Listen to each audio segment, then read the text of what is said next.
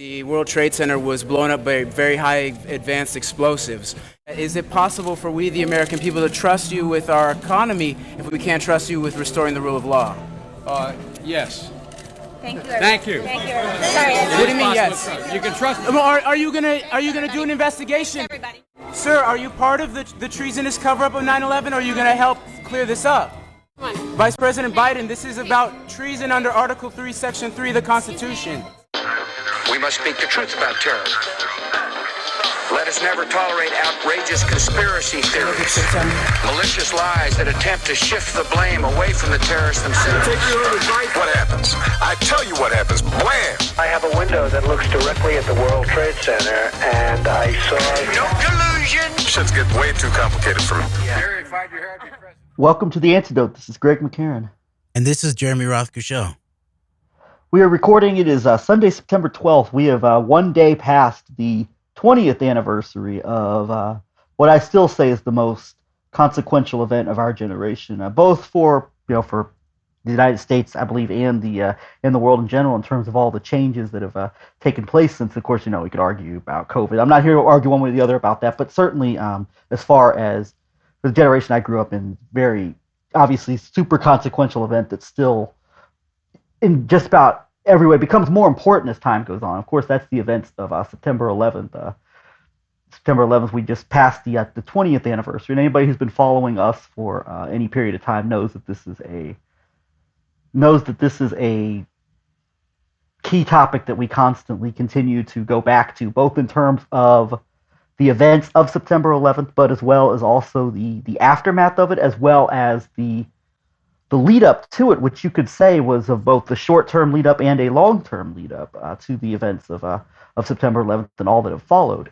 And so, largely for me, I haven't really been following too much like the mainstream reaction to the 20th anniversary of September 11th. I know there were events and quote-unquote celebrations at the various sites in New York and Washington and Shanksville, and I know that the New York Yankees, of course, which was a big deal after September 11th, being the team of New York, played the Mets last night, and there was a big 9/11 we will never forget display during that baseball game on primetime television last night. But other than that, I really haven't been too much in the loop as far as like the mainstream reaction to the events of September 11th. That said, we have a few different areas we want to go down in terms of some things we have picked up on over the weekend, over the last few days, as well as a more generalized discussion about just exactly still, like to this day, the importance of understanding as much as we possibly can what actually happened and where blame and responsibility lies, as well as some other facets in terms of varying responses to it and aspects of anti-war movement as it relates to September 11th and the events around it. So, Jeremy, enough for my intro here. Where are you standing today, and what are you, anything in particular you're feeling right now? And then we can just start getting into the conversation we discussed earlier offset for the show. Well, it was interesting yesterday. I maybe paid the least attention to the general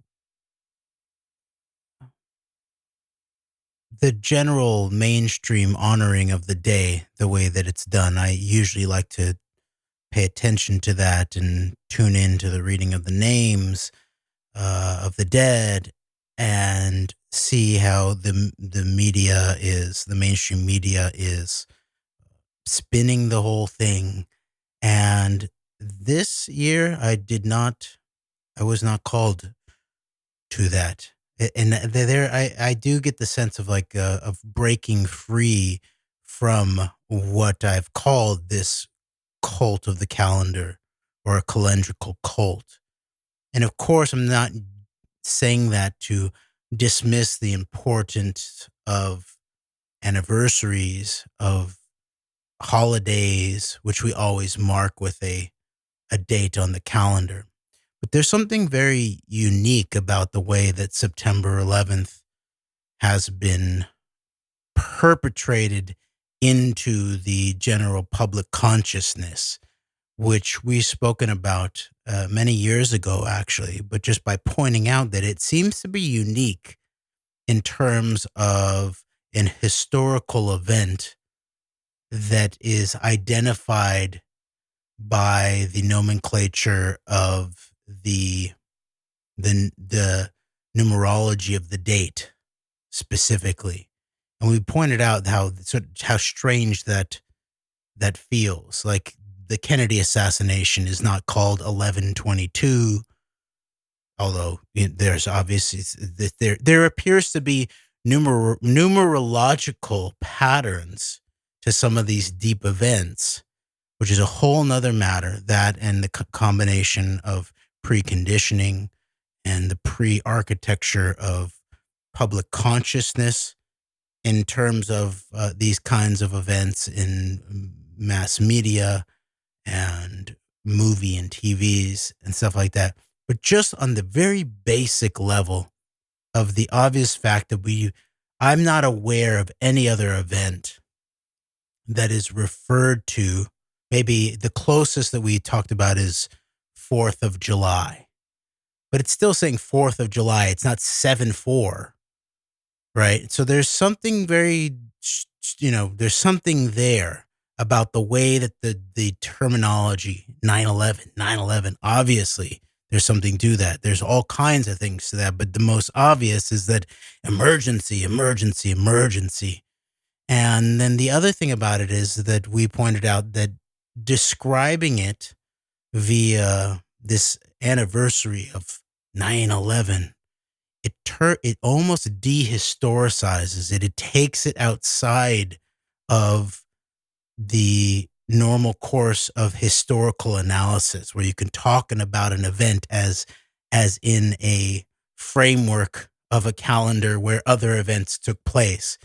And it's talked about, it's the sacred day and all of those kinds of things. Like even in religious traditions, like when you're talking about Judaism, Christianity, and Islam, for example, there of course are days that are religious days, and they're sort of seen as sacred, but it's not the date per se that's sacred.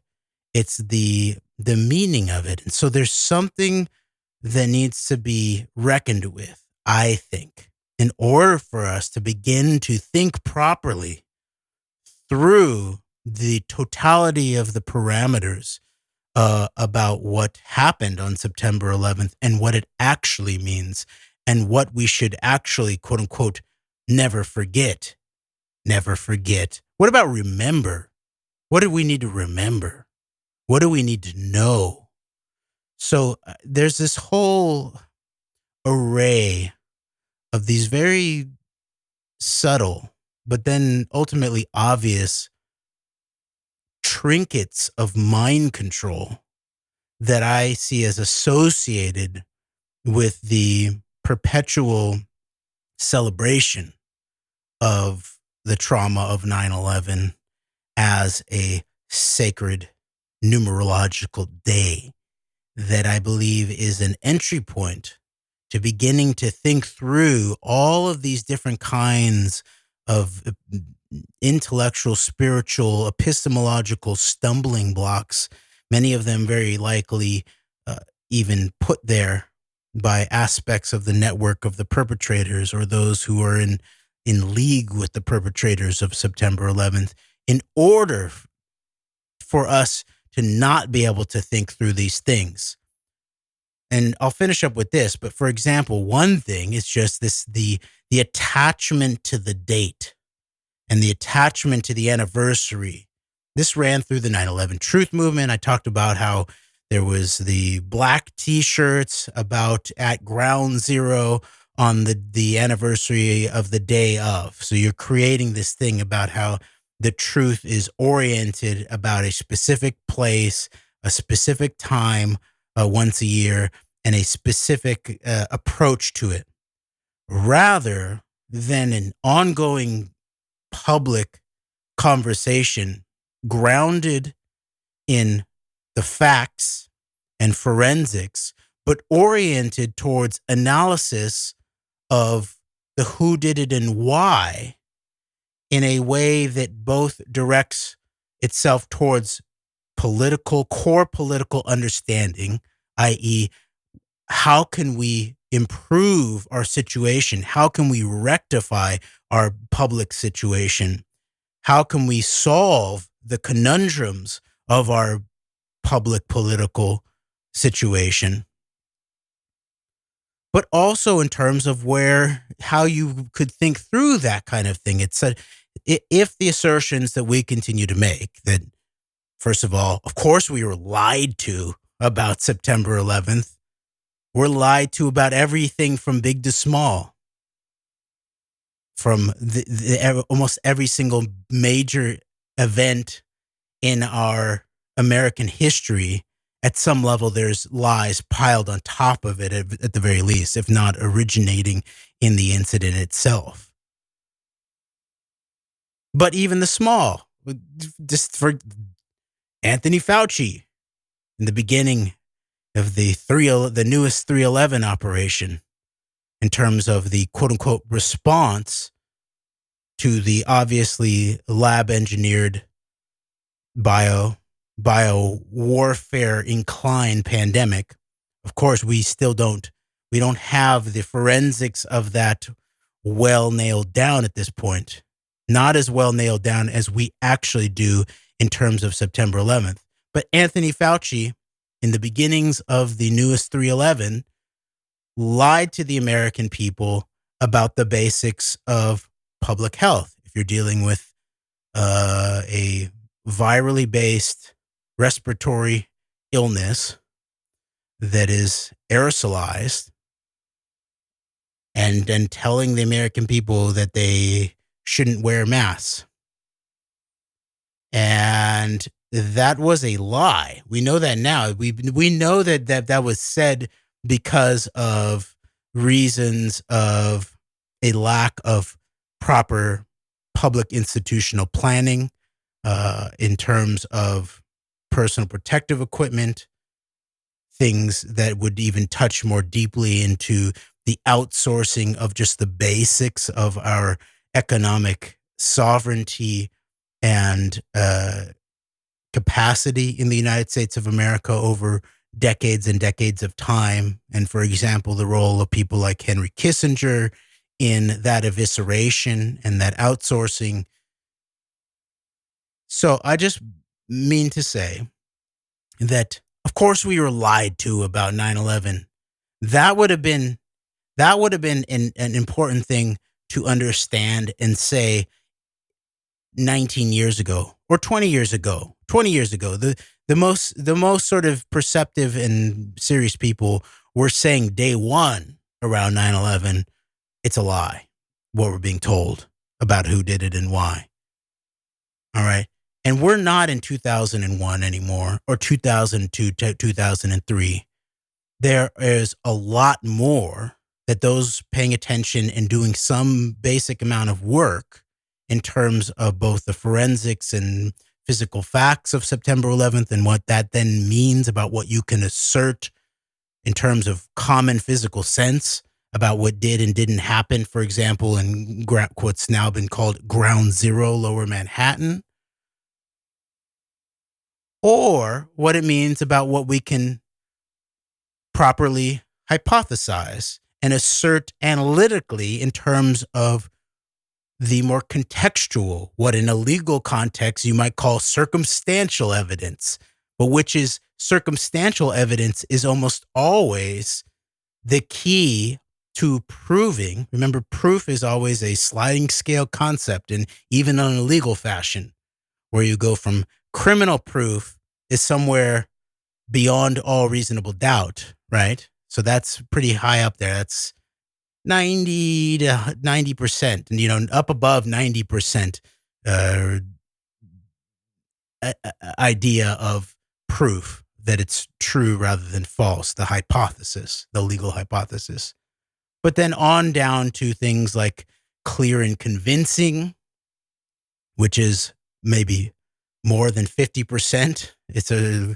Or I think clear and convincing is maybe more like maybe 2/3, or the predominance of the evidence, which is where you're just talking about 50 over 50%, where you're talking about in a civil suit, which side is more likely true, something like that. So, but meanwhile, in order to make any of these cases in terms of the illegal context, of course, as we talk, there are civil suits being waged in a different dynamics. There's the American context. There's actually interesting British inquiries that are beginning by the family members of a British citizen who was murdered on September 11th. And those are crucial because, of course, and we'll touch on this in a future recording that we talked about doing in our previous show about the intelligence legend parameters of September 11th in relationship to Afghanistan, the 20-year Afghanistan war, and then the leaving of Afghanistan more recently. But we talked about how there's an uptick in the media representations of all aspects surrounding September 11th, including Spike Lee's recent productions for HBO, where he apparently re-edited it to take out some aspect of questions about the World Trade Center and inclusion of architects and engineers for 9/11 truth and all of that. But we also pointed out that there is a Slate story about another film that has been made about the paymaster of September 11th, Kenneth Feinberg. And that was about the danger of allowing those with standing, i.e., the family members of those who were murdered on September 11th, to be able to use the American civil legal process to gain access to the court system and all of the evidentiary possibilities that lay with that. And so it appears that the main reason,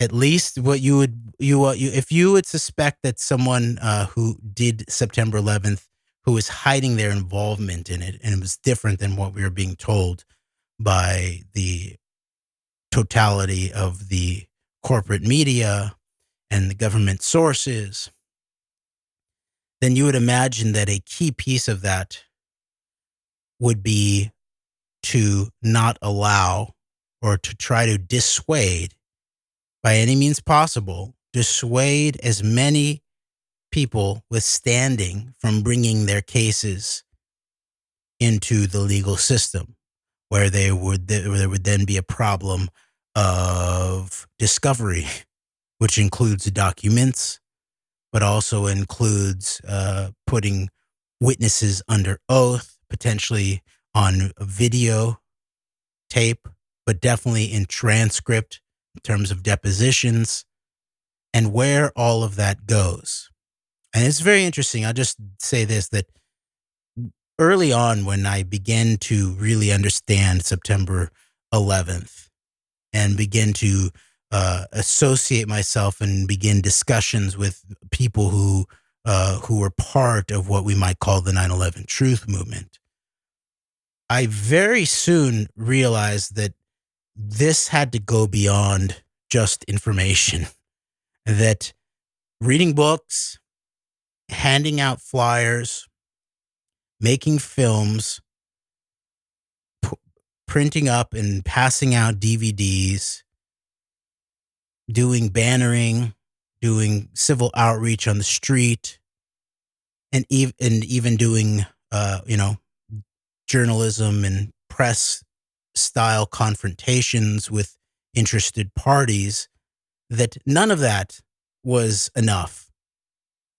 Was that important work? Yes, it was. There's something that's real basic about civil informationeering in terms of, especially if we really, let's say as in an American context, but way beyond just the American context, whether we have any semblance of commitment to, respect for, desire to reinstate in a stronger form, let's say, the idea of a civil society, or we the people, as it might be termed in terms of our preamble and our pre-documents to our governing document of the Constitution, if you're talking about the Declaration of Independence, then you're talking about, well, who has the legitimacy to create the government and what is implied and but not yet realized, let's say, in terms of we the people,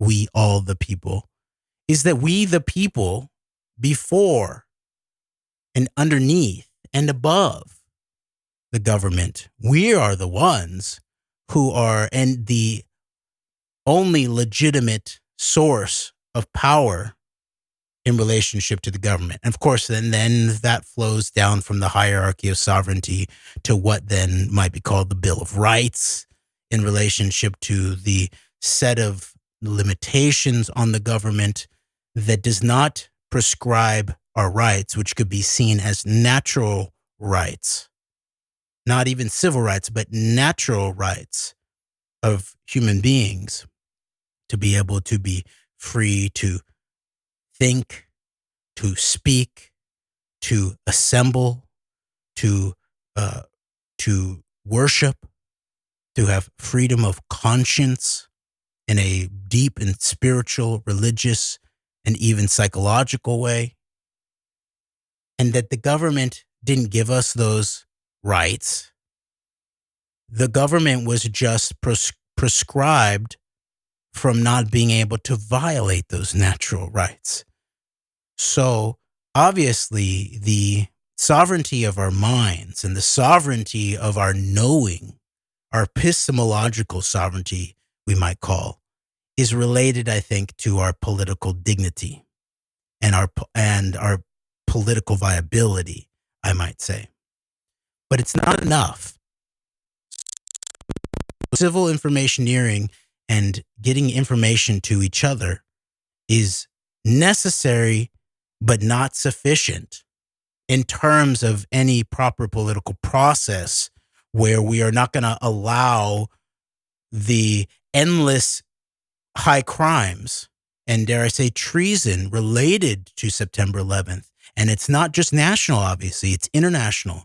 It's war crimes that were justified on the back of the cover-up of September 11th, ultimately, which are both internationally war crimes, but they're also domestically treason under Article 3, Section 3 of our Constitution, which I pointed out last time we discussed this, is the only crime that is defined in the U.S. Constitution, as far as I'm aware of, is treason. And it's limited in scope so that it's not just talking bad about the king, whether it's King George in Britain or King George W. Bush from the Bush family legacy or something like that. But no, it's very specifically defined as waging war against the United States of America or giving aid and comfort to those who do. Okay. Very, very specific.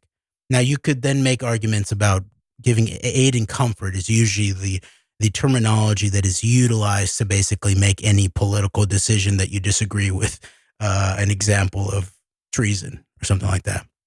But if we're thinking about September 11th and we're talking about the blatant wars that have been waged with the justification, both directly and implicated, of September 11th as the origin of the justification for these global war crimes, then you have to get to the root of both aspects of the criminality, not just the international criminality, which is the question of the war crimes, the imperial wars, the occupations based on that, but also the domestic law of treason and murder that remains unsolved, really, to this day in a legal fashion.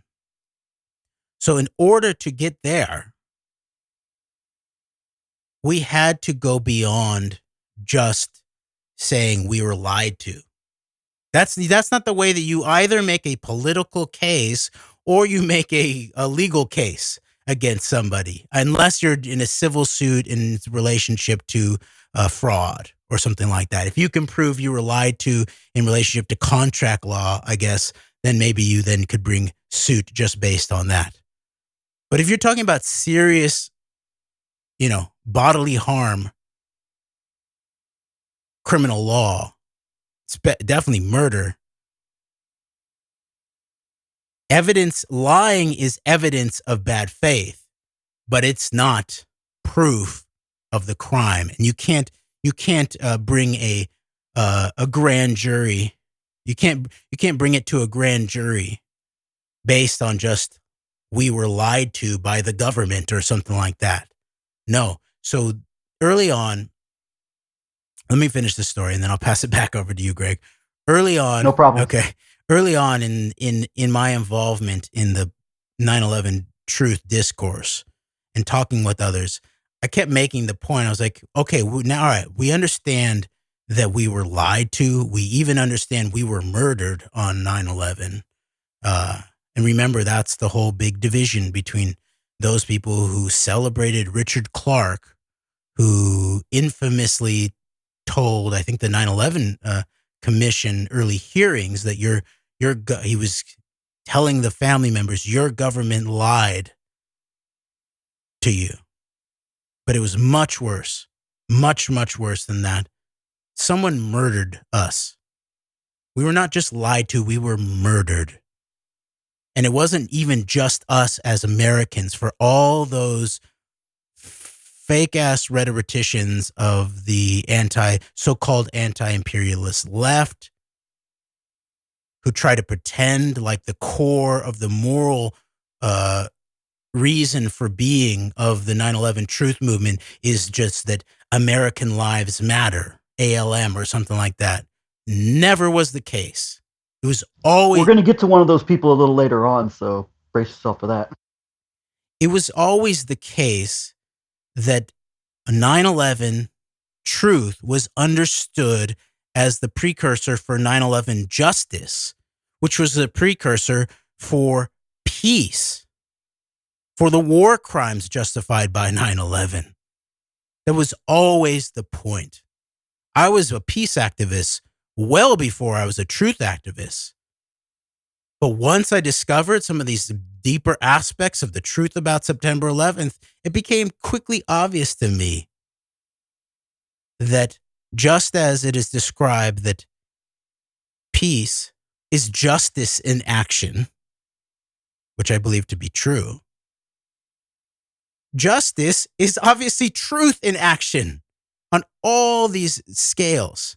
Most obviously, that's like the core. That's the core of any legitimate legal process, is to put the truth into action, to find out the truth, and then to apply the common code, the moral code to the truth.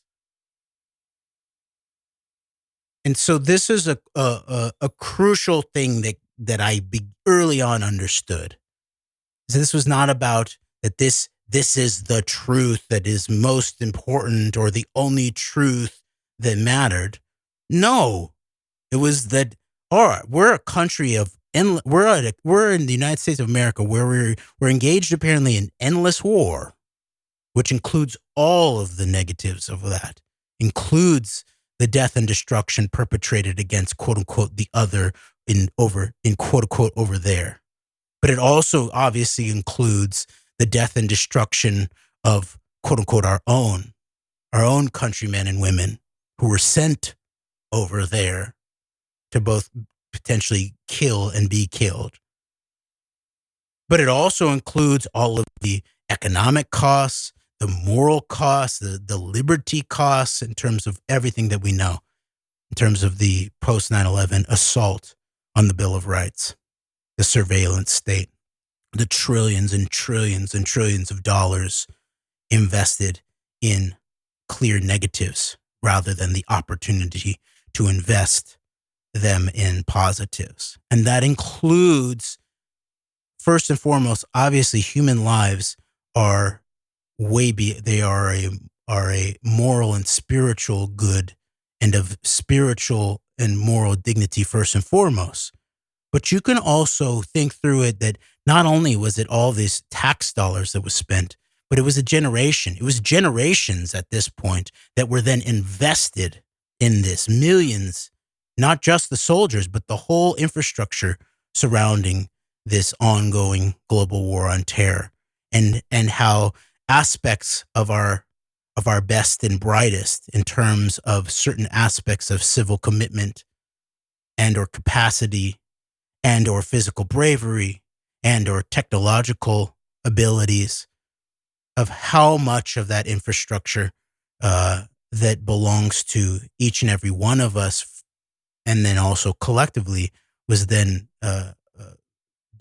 has been taken up, basically destroyed in an act of what was bad faith by the perpetrators of both those and of September 11th itself. So in order to clean up this mess, we need to go from "they lied to us." I guess we'll never know, though, but we know that they lied to us, to no, here are some people who did certain things. Let's figure out such questions of journalism, like we talked about before: who, what, when, why, where, how, but also means, motive, opportunity, in terms of alleging credible guilt, credibly accused suspects. And there is enough information, if we're open to it, and if we do some amount of work of both gathering and parsing and discerning, to make a serious case in the public that then would point towards both the political and criminal implications of who actually did this and why. And so, finishing up, what I did early on was I proposed that we need to have a treason trial project directed by the 9/11 Truth Movement that included the fulfillment of the actual criminal code related to the laws of misprision of treason. And you don't only have potentially misprision of treason, but that's a specific aspect of this, that because of the aforementioned description, the specific description of treason as a crime in the Constitution, that this is what I believe we needed to focus on. And especially since there was a war justified based on this, then the originating event could obviously be legitimately seen as an act of war. If the response was an act of war, then the whole thing is a war. And there were those, including people like John Gold in the 9/11 Truth Movement, who would try to say that we can't talk about treason because this is not an act of war. This was just a crime.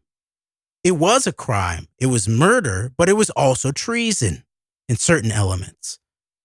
And I asserted that this was important, that we treat this not just as murder, but as treason, because the ongoing wars justified by the originating act of murder were justified by an act of war itself, which is definitionally treason if any of those elements had alleged their oath to the United States of America, and or then given aid and comfort to those who had attacked us. And it was clear that there was high-level elements that were credibly accused of potentially both of those aspects.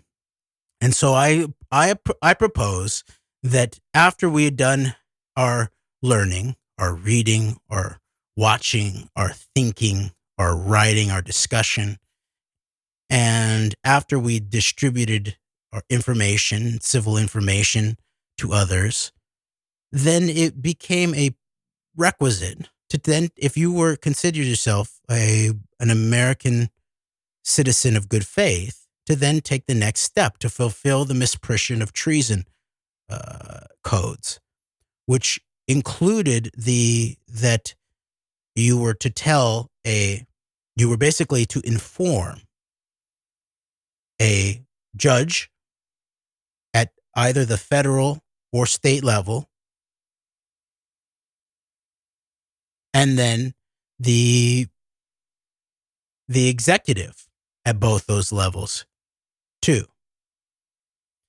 And so I propose that we should do this. That we each individual should go ahead and do this, even if it were just seen as an act of a civil act of some sort. Not that we were believing that every judge we informed or every governor we went to inform that they would actually act on it, but you could build a sense of, at the very least, integrity in terms of we were not just sort of like chattering and talking amongst ourselves, but we're attempting to follow the criminal code and fulfill our civil obligations to each other in our form of government.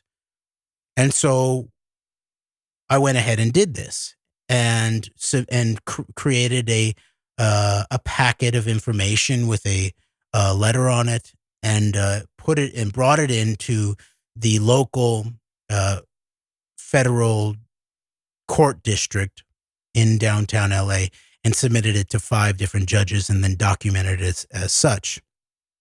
And then one other man on the East Coast did the same thing. And he had immediately resonated with the idea, was one of the few people who actually really responded in a significant fashion to me. And he actually sort of stirred me to like move towards it. All right, good idea. Let's do it. I'm going to do it now. And he went ahead and actually did it before me. And we had different approaches. He wanted to expose the treason of the bin Laden escape, which is an interesting way of going about it. I wanted to point out the treason of the high-level cover-up of what actually happened on September 11th, including most obviously the demolition of the towers, which was the key ground zero for the large portion of the murders on September 11th, and how, although there was not proof, I would say, of involvement in it specifically at the highest levels of the executive branch, there was clear, at the very least, substantial proof that high-level executive elements that I identified specifically with Dick Cheney and his purview, that they were involved in the cover-up, at the very least, of these criminal elements of September 11th. But the man on the East Coast, he submitted to a judge in Connecticut, and he got back immediate word from a source that he said that he had in the U.S. intelligence community. And he said that they will not respond. He said the intelligence community will not respond to the allegations that you made they've gone silent on talking about the allegations that you put forth in your letter to the federal judges with the evidence. And in his case, about the bin Laden Tora Bora operation and what stood behind all of that, with multiple journalistic documentation of that. And here's what he said. He said, the intelligence community, he said the source told him, the intelligence community does not fear the politicians, but they do fear the judiciary. And so I say all that to say that this is a crucial piece of our understanding, that we understand that we have a responsibility to make the case of what we know about who did what and why, and sort of just leaning into it doesn't matter in the case of these fake ass anti-imperialists, or even saying, I guess we'll never know, for those who are engaged even in trying to know something and discuss it, that's not enough. That's not good enough, especially at this late date. 20 years after the fact, we know a lot. Do we know everything? No. And of course, we're never going to know everything about anything. That's even part of the scientific evolving understanding of the physical world, is that It's a series of endless hypotheses that hopefully help you understand through the understanding of number and rhythm, the functioning of the natural universe. But you're never going to know everything about anything. And that most obviously applies to historical events. And even in criminal cases where someone is convicted of murder, there's always going to be something that we don't know everything about. The point is, do we know enough? What is the nature of the level of proof? This is one reason why, like, I always appreciated the approach of someone like Seth Abramson to the 11/9 operation. It was all countenanced under the question of proof, and basically saying, all right, if the FBI is not going to do it, if the Justice Department's not going to do it, if the Senate Intelligence Committee is not going to get it done, if all the other politicians are not going to do it, if the media, the mainstream media is not going to do it, then I'm going to do it. I'm going to give you proof of this. I'm going to give you proof of collusion. I'm going to give you proof of conspiracy. I'm going to give you proof of corruption. And he was in large part able to do that based upon an open source intelligence kind of approach, where he basically just brought together information that had been put together by all these disparate media sources, but never put together in any kind of coherent fashion, i.e. what a prosecutor will do towards the end of a trial, maybe the final argument of a prosecutor. And so I believe we're at the place right now where, now that the calendrical cult of the 20th anniversary has been said and done, we are now engaged in a very important matter, which is to make the case in a core political fashion, and maybe the ending argument potentially in terms of that aspect in that core political sector, about who did it and why, based on a careful application of the facts and the physical forensics as best we can ascertain them.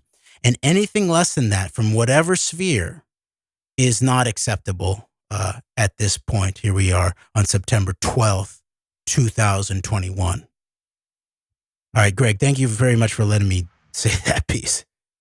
No, thank you, Jeremy. Thank you. And I really appreciate you bringing up the responsibility factor, because, I mean, you and I, we have no delusions of like our personal contributions. Like, we're not going to start like a 9/11 like truth revolution tomorrow or anything like that. But I feel this way. I know you do too. We have a responsibility, and this is why we do this program.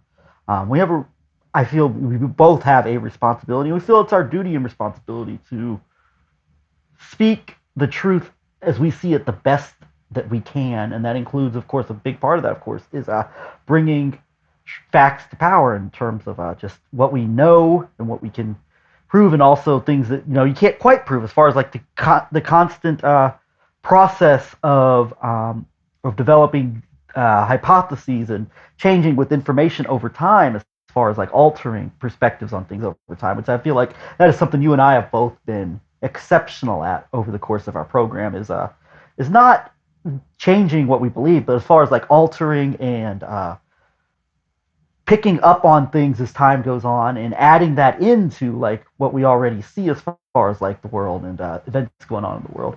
And so I really do feel like we have this duty and responsibility. At the very least, I feel like I have it to myself, and I feel like I'm not trying to speak for you here, but I believe that you have the same felt responsibility and duty to just go out and to tell the truth on the most important matters that you can think of, as much as we humanly possibly can, as we see it, the truth and the facts. And so that is what we try to do here, and that is more important than ever now. And I feel like that obligation becomes more and more important to us as as time goes on here. So I appreciate you bringing that up. And then also, you brought up the traditional investigatory method as far as like the questions that are asked.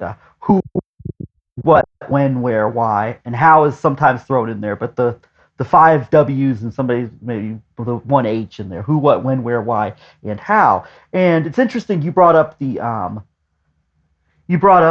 people who will say that like we don't know what happened. In addition to those who say we were lied to or it doesn't matter, but also the we don't know what happened. And yesterday I was invited to take part in a 9/11 20th anniversary panel discussion hosted by Billy Ray Valentine, the host of the Infinite Fringe podcast. And I thank Billy for inviting me to be on there. And I was on there along with John Brisson and a few other people.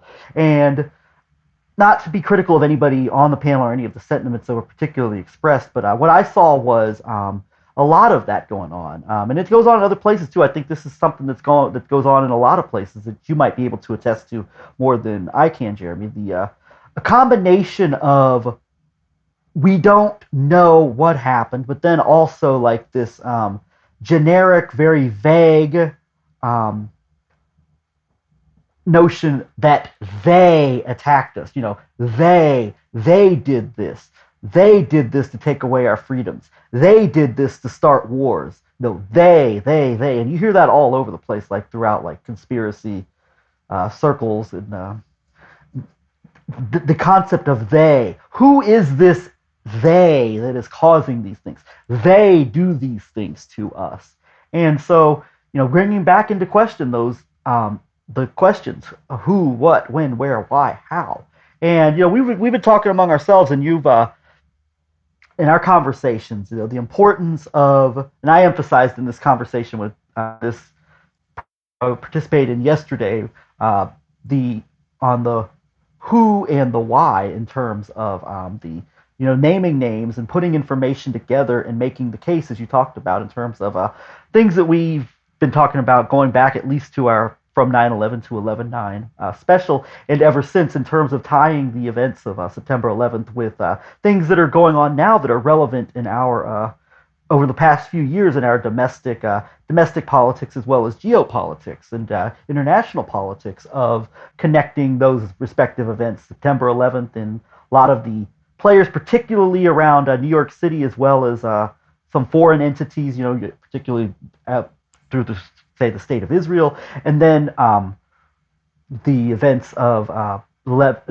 what we call 11/9, which was the day that Donald Trump was officially declared the victor of the 2016 election, and tying those common threads together in terms of the why, of the who and the what. But Jeremy, as you've also, as far as the who and the why, but as you've also pointed out, the actual forensics of it, the what and the how it was done are also very important. And as far as I think you've really, for me, the balance of understanding, not just making the case for particularly in New York City, as we focused on, both a long-term and a short-term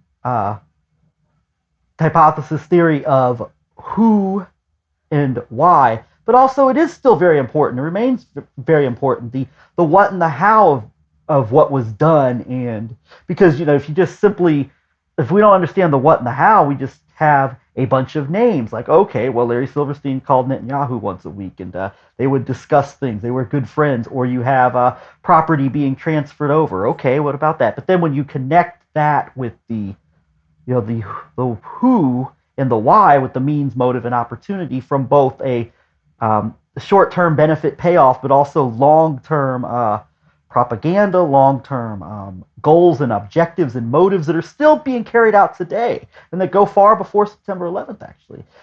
That is where I think you make the case, and if we can balance the forensics, the science of World Trade Center towers, of how buildings fall versus and balance that with the people involved, the who and the why. Who are these people? Why are they motivated to, at the very least, capitalize off of something like this, and at the very worst, be at the core of carrying this out, this treasonous offense. You know, as you talked about treason being as far as the classified crime in the Constitution, and so this is really resonating with me on this 20th anniversary as this continues to become more important as time goes on, as far as the importance of exposing this, and becomes more important as time goes on. I believe it will continue to get more important, both from a domestic perspective as Americans, but also on a global perspective, and balancing out, being able to have an understanding of the what and the how with the who and the why. I feel like is very important. I thank you for really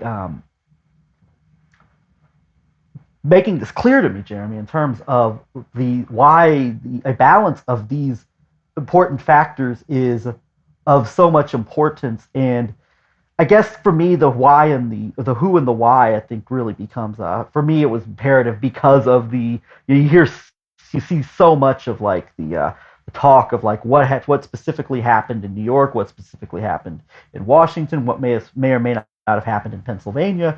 And for me, like I feel that there's way more. Maybe I'm not entirely right on this, but I sense that there's way more discussion of that than of like a clear conversation of, okay, here's who's involved in this in New York City, and here's why they're involved, and let's take connections, let's take commonalities, let's take things that are shared and held in common by these particular people and interests. But it's all very important, and I mean, I think the balancing out of the who and why with the what and the how, I think is instructive for everybody who still is. This matter is still very important to, in terms of trying to get to the bottom of what exactly happened and making the case publicly as much as we humanly can. Well, thank you, Greg. And there's a lot of pieces of all of that. And I very much resonate with what you're talking about in terms of how central the who and the why is. And I agree with that. And I think that it makes sense too, even if we were just to be talking from using the limited perspective of criminal process towards this, which I think is appropriate, because I have a hard time imagining how there's ways. I can see pathways to a much better future where we figure out our more general national and international crises while still avoiding the criminal question of September 11th. I can imagine certain ways we could get there. They seem very rare. So at some level, I get the sense of like, we're going to have to figure out a way to proceed through some aspect of truth and accountability, and very likely some aspect of a criminal procedure in order to bring the 9/11 era actually to a close, which would then open up the floodgates for all of these other resources to be deployed towards a creative and lawful and maybe more American Renaissance, and in our context, based future. And so in an illegal process, it's obvious that the what and the how matter.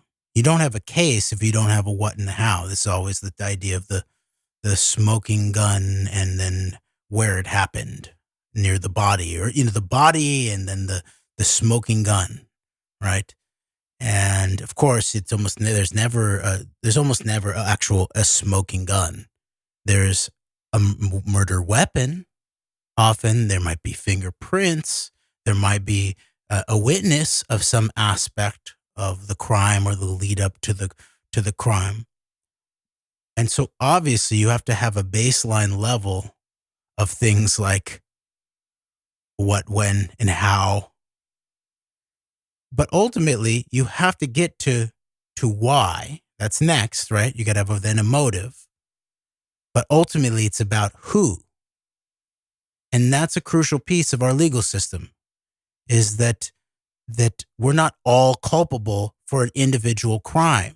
The people who did the crime And then the people who actively maybe help that person or those people, or actively then covered up for them after the crime, those people are responsible and need to be held culpable.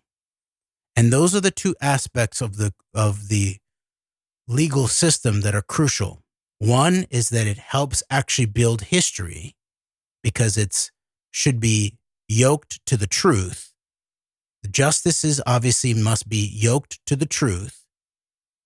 But then this is also then where you get to the question of peace, especially when you get to a major crime, a crime of international proportions, like September 11th, that had multiple murder scenes, for example, right? You have the Pentagon, you have Ground Zero, you have Flight 93, you have Shanksville, but then you have then the international criminal aspect. You have Afghanistan. That was a derivative crime of September 11th. You then have the entirety of the war on terror ongoing, drone strikes. Then you have the clean break wars, Iraq, all justified under the idea of September 11th. Next time there will be a mushroom cloud. What if we allow Saddam to get the nuclear weapon? Next time there'll be a mushroom cloud. Well, yeah, what about the mushroom cloud that we saw on television in Lower Manhattan on September 11th? What about that mushroom cloud? Let's interrogate that mushroom cloud and see what it might say about the who and the why.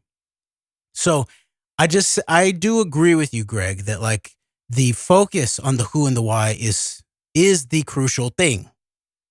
And the why is the crucial thing actually in a political context. And maybe that's potentially the difference between the legal justice and political justice. Legal justice must focus on the who, because someone needs to be held accountable. There's someone who's in handcuffs.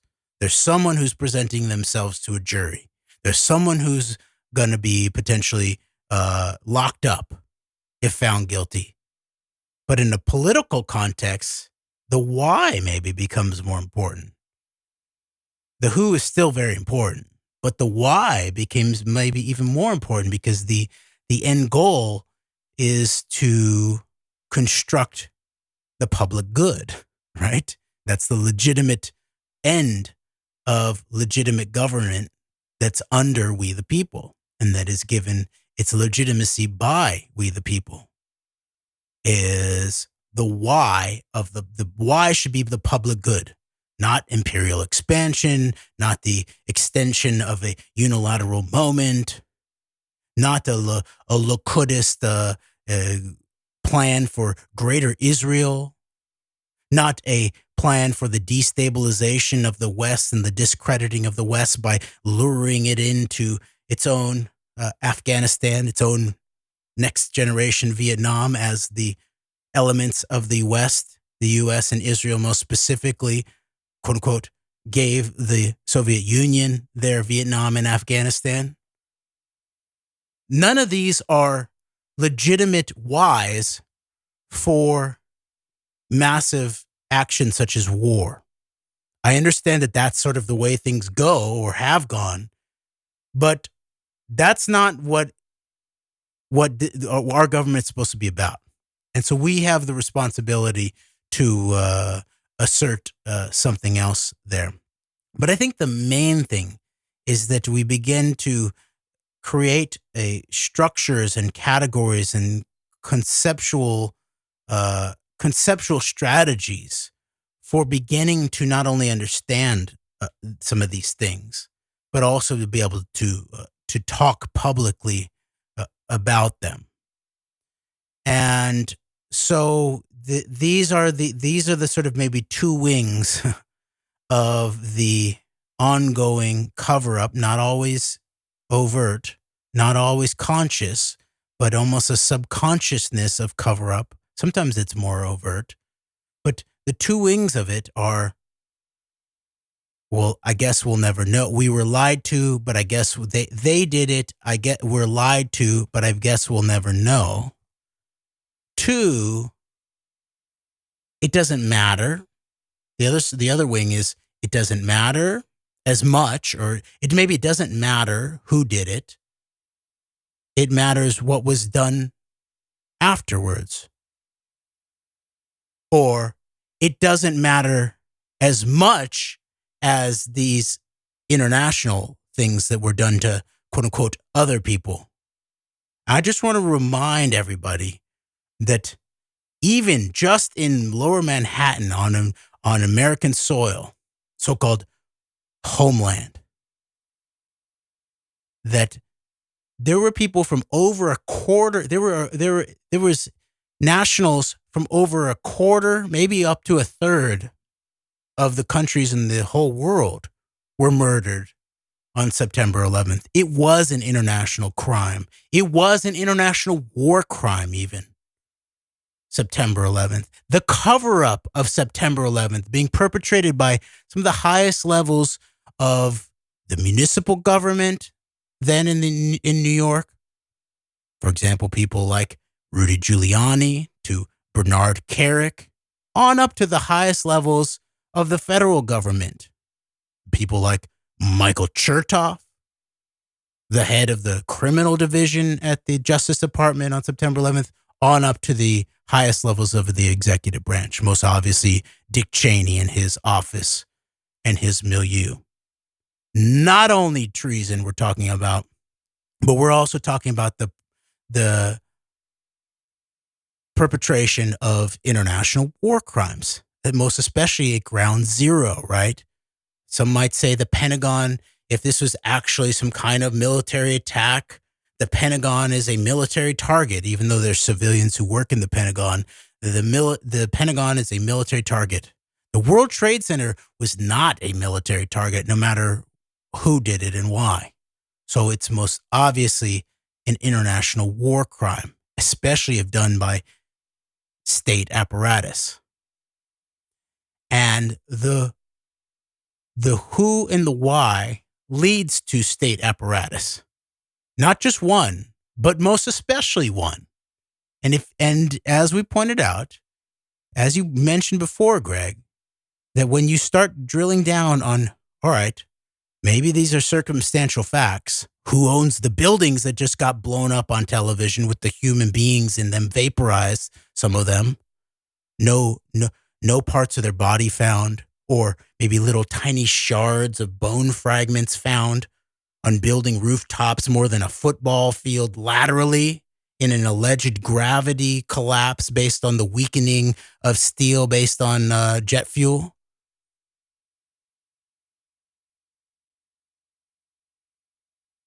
But this again points then to other issues here in terms of like the mind control. Even things like the memification. I say, well, maybe we'll go back to this another time, but there's been a big run up this year, actually. And I saw that this actor, Dax Shepard, is that his name? I can't remember, but he has a big podcast now, and there he brought on he has this sort of like professional debunker, quote unquote, journalist guy who brings him and his co-hosts the conspiracies that they're going to then debunk. And they dealt with 9/11 pretty early in the year. They also dealt with JFK. I haven't listened to that one, but I listened to the 9/11 one, and a lot of it was based on the evolution of Dylan Avery and loose change, and jet fuel doesn't melt steel.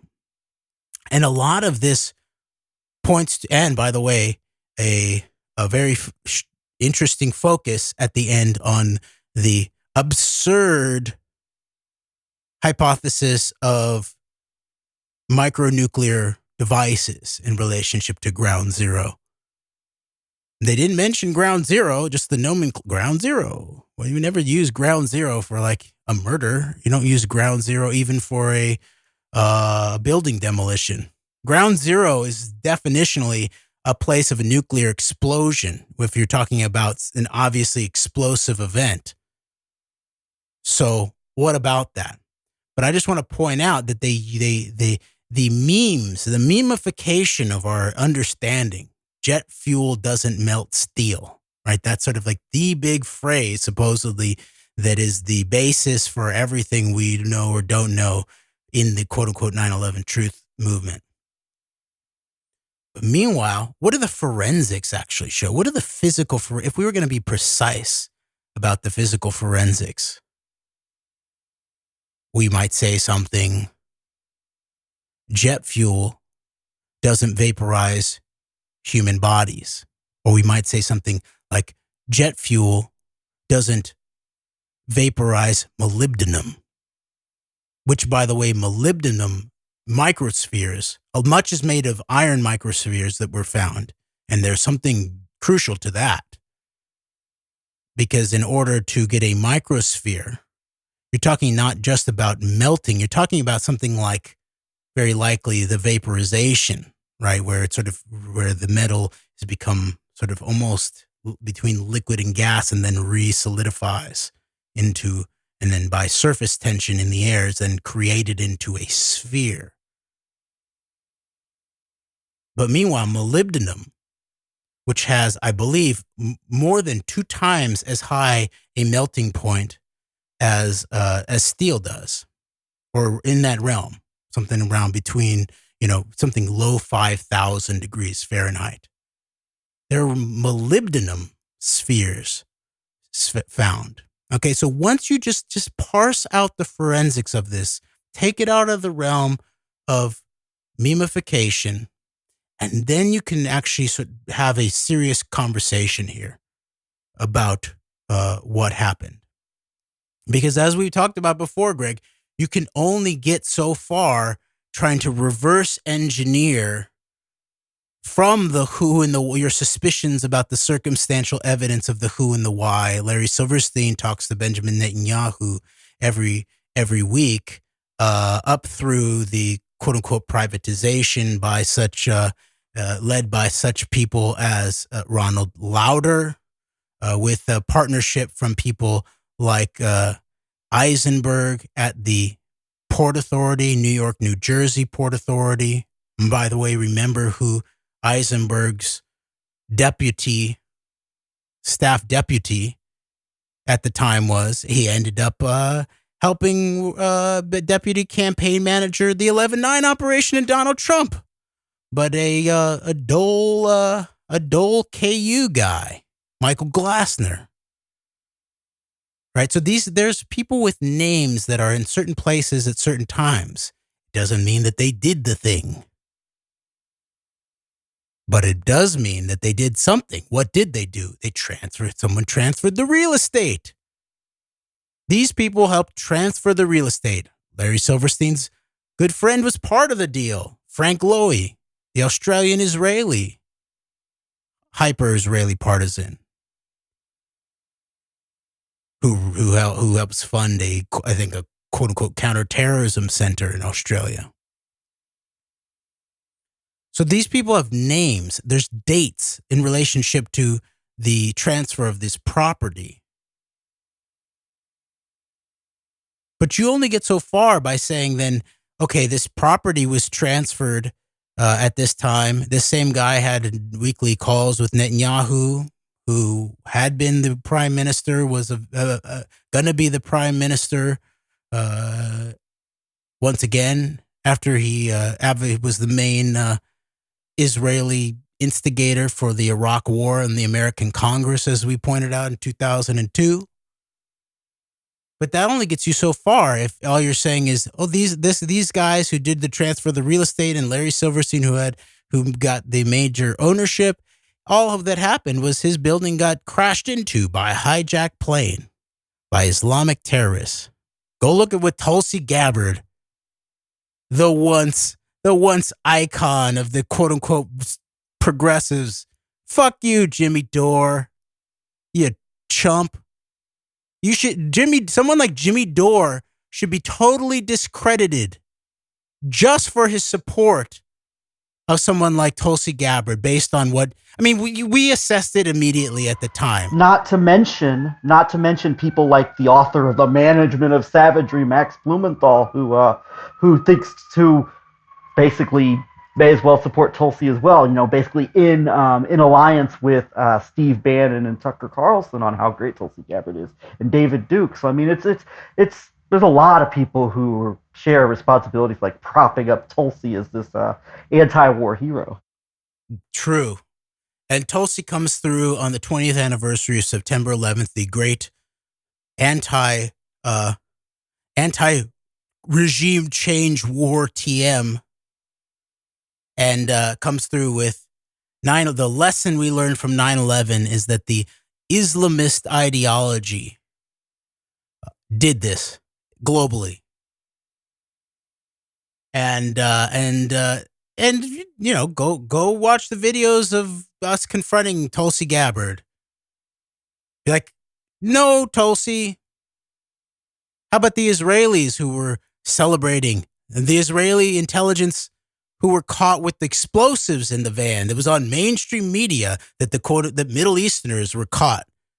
Never identified as Israelis. But then who then got them sent home? Some of them immediately, apparently, on an El Al flight when Michael Moore and his agent Ari Emanuel, producing films like Fahrenheit 9/11, focusing on the Bush bin Laden connection and the bin Ladens being flown home when all other flights are grounded. What about the Wayne Madsen reporting about the El Al Israeli flight that was signed off on by high-level elements in the U.S. government?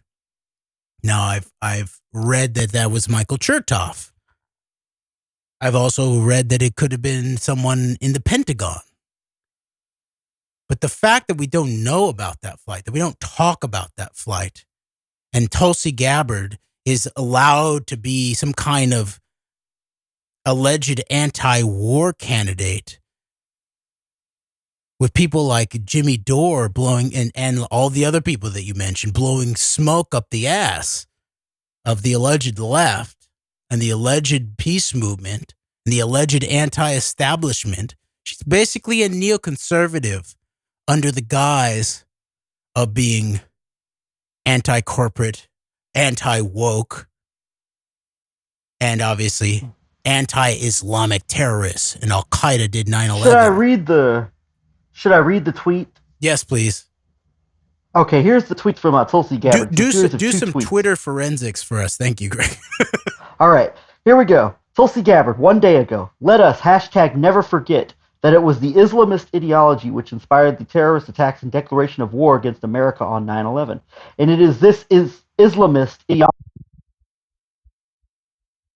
that continues to fuel terrorist attacks around the world and is the foundation for so-called, quote, Islamic, end quote, countries like Pakistan, Turkey, Iran, and Saudi Arabia's discriminatory policies against Christians, Hindus, Buddhists, atheists, etc.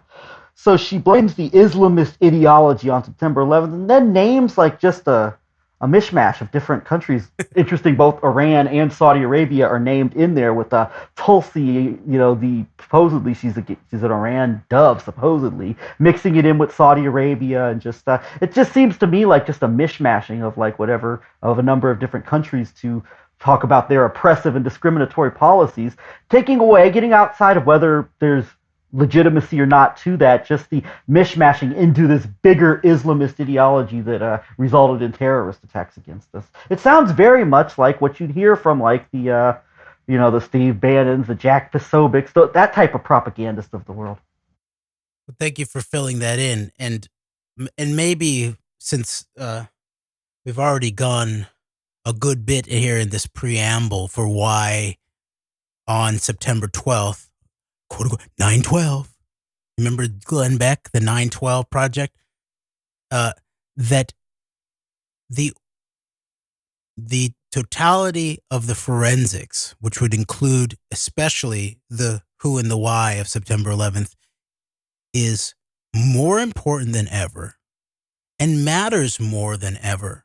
It definitely does not matter, as I saw people on the mass peace action aligned with Code Pink Zoom call about what we can learn from 9/11 and the 9/11 wars asserted after the global exchange partner, and I believe apparently, Greg, it looks like it, the actual married partner of Medea Benjamin, Kevin Danaher, started going into 9/11 truth and brought in some aspects of forensics in terms of Building 7. Now, I'm going to put aside, there's an aspect of the mind control where such things as just asking question. We're asking question 9/11. That was a big one. The guys from who did Loose Change, that was like their main phrase that they got behind, question 9/11, or the John Gold version of we were lied to on 9/11, which a lot of people who should know better took up. That there's an aspect of the mind control that goes back to the phrasing or what's focused on and what's not focused on. So I remember when there was this major push to focus on Building 7, because this is what Kevin Danaher mainly focused on when he began to bring in some aspect of 9/11 truth into this, what I would assert is a left controlled opposition, certain aspects of gatekeeping. Not saying that all the individuals or any of the specific individuals are quote unquote gatekeepers or agents or anything like that. I'm just saying this is a network gatekeeping affair everywhere from Code Pink to Peace Action to the quote unquote left liberal anti-war movement, that I saw that when they started, there was a shift in the 9/11 truth movement. I've already spoken about like what happened with We Are Change, where when We Are Change and the direct association with InfoWars begin to draw attention away from what was declared as the core mission of We Are Change itself, actually, which was 9/11. 9/11 accountability, 9/11 truth, the 9/11 first responders, the 9/11 family members. That's in the mission statement, I believe, of the founding of We Are Change. And then meanwhile, some of the groups that got formed after that, and definitely InfoWars associated, they start shifting the discourse from 9/11 to the Logan, questions of treason to the Logan, the violations of, so this is what I say, we see a shift from 9/11 treason to violations of the Logan Act. And we see a shift. No, it's very interesting. I was just going to say, it's very interesting that the Logan Act is brought up in terms of treason when you've talked about, treason in the Constitution as it relates to September 11th, and rather than and of course, even the way, you could talk about this, you could attest this, probably not now time to do it, but, you could attest to, some of maybe the less credible ways of, September 11th activism by elements of some of these organizations. It's not that black and white, it's more nuanced than that, but that combined with going from trying to prove the crime of September 11th to, let's go and chase around people at Bilderberg and just look like complete nutcases in the process, trying to prove that these people are violating the Logan Act, which is treason, by appearing at a No, Greg, that's conference. the point. They were not saying that violating the Logan Act was treason. They were moving the discourse from treason to the Logan Act. And so what you're saying is exactly true, though, in terms of that was actually the second part of it that I saw the shift in, was from Ground Zero, Larry Silverstein, demolitions, first responders, weird cancers, to Bilderberg, chasing around people, screaming at them about Bilderberg. So Alex Jones screaming about babies being brought in coffins in limousines to the Bilderberg attendees. Yeah. Yeah. So I noticed around the same time as that was happening, the shift from 9/11 treason to Bilderberg Logan violations, Logan Act violations, that a similar kind of thing happened. And architects and engineers for 9/11 truth were actually a key part of this, which I see as a detrimental move, at the very least, I think strategically, but also I think spiritually and morally. There was a move to focus on Building 7 almost away from the trade towers and the World Trade Center.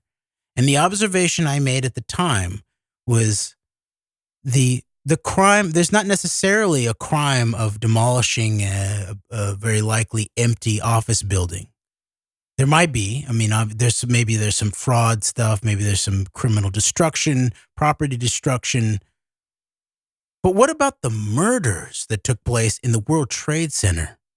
And there's almost this is again a flight away from the really difficult stuff, the really uncomfortable stuff, like grappling with really hard forensics, such as bone fragments on rooftops, a football field laterally. Just start thinking about that and talking about that.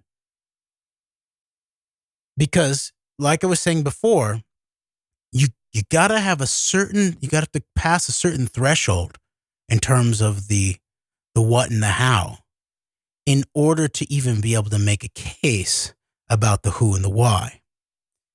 And that once you get there, though, once you get into a place where, for example, you're crossing the threshold from, all right, and the point is not that there couldn't be a potential pancake progressive collapse based on the weakening of steel trusses and concrete floors based on uncontrolled airplane fires in a hypothetical context, and that, quote unquote, jet fuel can't melt steel. But we're dealing with the actual physical forensics of what actually happened, not a scientific thought experiment about what could happen, which is virtually the entirety of the quote unquote debunking movement around 9/11 in terms of ground zero and the physical forensics of the trade towers and what the actual murder weapon was that was used to kill probably the vast majority of the people in the towers, was that it brought you immediately into a kind of scientific thought experiment about the potential weakening of trusses and the weakening of steel and pancake collapses. But meanwhile, the actuality, the uncomfortable physicality, the uncomfortable forensics is that people were vaporized. Human beings were basically vaporized. Body parts not found. Some people, there was never anything found, I believe, from their bodies. Other people, there was small shards of bone.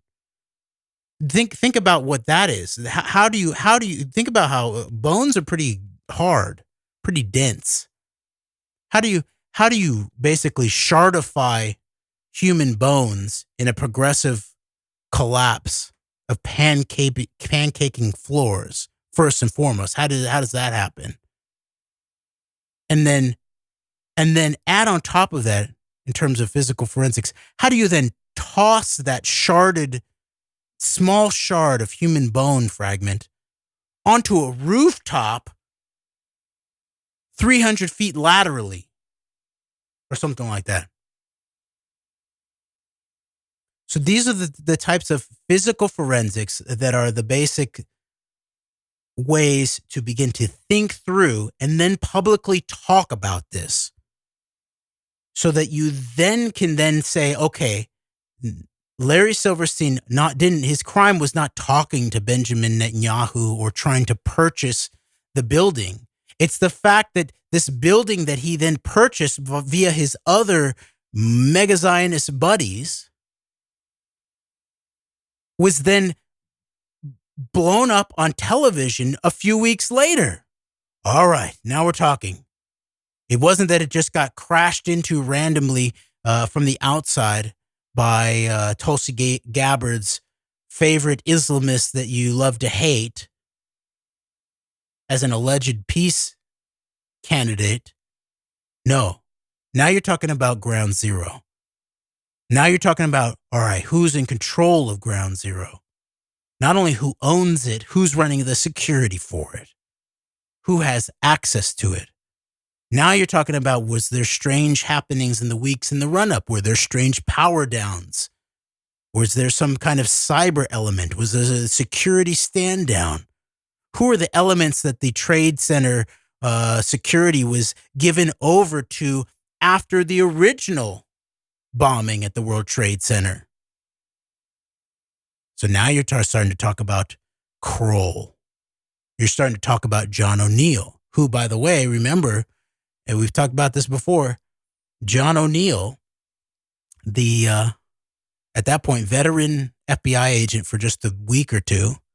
And by the way, it looks like he was targeted. His briefcase was apparently taken while he was at a conference, and then it was apparently returned at some point. But then he was then this was part of the way that he was put into a bad light, was that it was said that he was sloppy with his secrets. But it looks like someone wanted to know what John O'Neill knew. And we've pointed out before that in the back of Robert Maxwell, Israel's super spy, that a major, if not the main source in terms of the geopolitics, in terms of major assertions, factual assertions that have major geopolitical consequences around the who and the why of something like even the run up to 11/9, is John O'Neill is a major source for Robert Maxwell, Israel's super spy, for such assertions and allegations that Robert Maxwell, Israel's super spy, also a Soviet super spy of some sort, was the one who taught the brainy Don, the gangster of gangsters from the Russian deep state sphere, Semyon Mogilevich, the man who is alleged to have acquired, controlled the compromat information that was used to turn such a currently relevant public leader as Viktor Orban from Hungary back towards the Russian sphere, the Soviet sphere. That Robert Maxwell, as apparently alleged as the source of this, in Robert Maxwell, Israel's super spy, but John O'Neill is the source, that Robert Maxwell was the one who taught Semyon Mogilevich the financial instruments, the money technology to be able to launder and move billions and billions and billions of dollars from the formerly Soviet deep state apparatus around the globe, and especially into the West. And that is where we see the foundation ultimately for the 11/9 operation. And Trump, the real estate guy, surrounded by the real estate guys, and Trump Soho, facilitated by Russian oligarchs. That's John O'Neill, the source of all of that. What you're pointing out here is very important, and it's coming from the basis of moving just simply beyond. I mean, what you've come up, what you've identified here is so important. I think from just simply going beyond just Larry Silverstein and Benjamin Netanyahu talking on the phone and Larry Silverstein owning a building, but then going into the question of, well, this is what happened mere weeks after he wins the right to this building, thanks to all of these other players at the New York, New Jersey Port Authority, and what happened to. It's very interesting you bring up O'Neill because we go back to the current events and how September 11th and the events of September 11th continue to resonate so much in our current politics, domestically and geopolitically. And O'Neill dying in the World Trade Center, being the source for Gordon Thomas, I believe, Robert Maxwell, Israel's super spy, in terms of this vital information about Maxwell and Semyon Mogilevich. And then that leads you to other questions. I mean, if John O'Neill were alive in the lead up to the 2016 election, maybe, or even before that, what does John O'Neill say in the future that could help continue to? Does he go public with any information he knows that could help contribute to our understanding of what took place on what we call the 11/9 operation, both before, during, and after? Does he go to other important people who are putting out important information regarding and sharing his information there? And then that leads you to, so there's a lot of consequences there, and even that leads to O'Neill and the whole Maxwell Mogilevich aspect of things. Of course, you've got the Kroll, of Kroll, being in charge of security. You've got, of course, Giuliani and Carrick on the ground there in New York, and we've talked so much about their connections in terms of being in positions of administration in the city of New York City. And then that even brings in further questions. I'm going a little more full circle here based on what you said there about O'Neill and this whole question of the organized crime aspects of things, which is so important to I believe, the current picture in terms of the Trump presidency and the forces that brought that along and all the consequences that come with it. Then you bring in the questions that might resonate with people who are really on the ball about like 11/9. The Manafort brothers company, Manafort family company comes in to help clean up the World Trade Center steal. Henry Kissinger's on the 9/11 commission. The questions of Maurice Hank Greenberg and future Iraqi provincial governor, head of state, Paul Bremer, being in charge of a company owned by Hank Greenberg's son, Marsh McLennan, where hundreds of his employees are probably burning to death inside the towers, while he's on television blaming Osama bin Laden and Al Qaeda for September 11th, and saying basically the same war on terror talking points that Ehud Barak was saying in a BBC studio in London. So what you just hearing this, I mean, you start to put these pieces together of people and interests. Like, it leads you in a lot of different directions, and it helps you.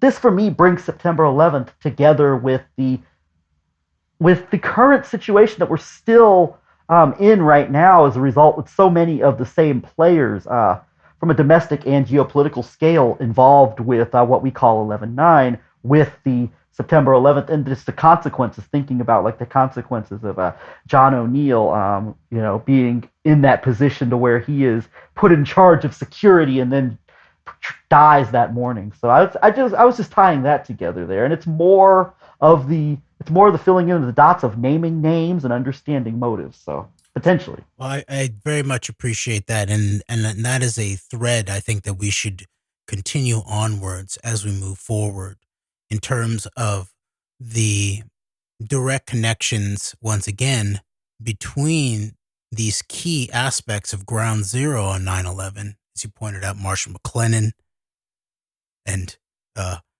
then these other elements of the trade towers, AIG, which ultimately came to acquire, which Marsh McLennan was actually a subsidiary, I believe, of AIG. Maurice Hank Greenberg, the co-chair with Henry Kissinger, who had been first floated as the head of the 9/11 Commission. But meanwhile, they were also the co-chairs of the Center for the National Interest. Is that right, Greg? I always confuse it with the Allison Weir's organization. Yes, it's the Center for the National Interest, the former Nixon Center, which was at least officially headed by Dmitry Simis, who was a Russian Soviet immigrant to the United States, who last we heard had actually moved back to Russia a few years ago and was appearing on Russian television as a pro-Trump analyst. But I mean, it's just that aside, as far as like the significance of Kissinger and Greenberg and Center for the National Interest, which we've covered on our programs, as far as just like no one knowing about that aspect of like the critical aspect of like all things related to Trump and Russia and collusion and 11/9, no one knows about that, much less how this ties into the 9/11 in very many ways potentially. So, and by the way, as the same way that Dmitry Simis goes missing from the United States, it looks like, apparently, in the wake of 11/9, right, Greg? He's sort of after that. That's when he goes to Russia, right? Sometime around the time it looks like when the Trump Russia investigation begins to get moving.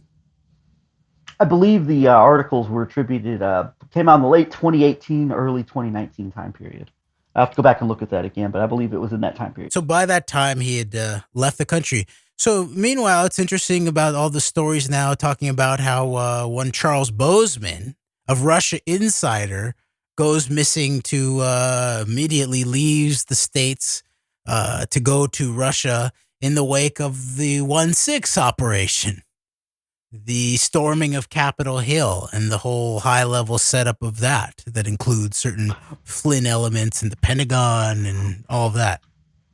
Makes me wonder, Jeremy, we hear all the time in like alt media circles, so quote unquote circles about dual citizens of like the U.S. and Israel. It almost makes me wonder, like, should we open up like a investigation into dual American-Russian citizens? I don't know, but you know who will, officially and unofficially. you know who will immediately push back on that is Max Blumenthal, who sat on a stage next to Charles Bozeman, who accused Allison Weir of anti-Semitic conspiracy theories for talking about Israeli academic-born research about the Parushim, the secret Zionist society that such U.S. Supreme Court justices as Louis Brandeis and Felix Frankfurter were a part of in helping bring the conception of Israel into play. And Max Blumenthal called Allison Weir's very well documented book Against Our Better Judgment and her revelations about the Parushim and their influence at the highest levels of the American judiciary, anti-Semitic conspiracy theories. And so I'll bet you that he would call the accusations of dual Russian loyalty in relationship to his fellow panel member, the Jew Taboo question publisher Charles Bozeman, some kind of ethnic racism of some sort, Greg. So don't you dare get yourself involved in that criminal thought. And I believe this all coincides. I'll have to go back and look at the chain of events again. But this panel, I believe the panel was about the info war, information warfare, interestingly enough. And Blumenthal sits there with Bousman. This was all around the time of the infamous, now sort of infamous, RT 10th anniversary dinner that Blumenthal was in attendance with, along with Michael Flynn and Jill Stein. It raises another interesting specter of a question surrounding that. And just what you point out with Blumenthal and the anti-Semitism, here he is, along with some other people, targeting this, I think, pretty mild-mannered, soft-spoken older woman, Bernie Sanders supporting as an anti-Semite for bringing up like crucial historical information regarding the complicity of aspects of in terms of the launching of the First World War and the American involvement in it, and all the consequences to come out of that with the establishment of Palestine, leading to, of course, the state of Israel later on. Yet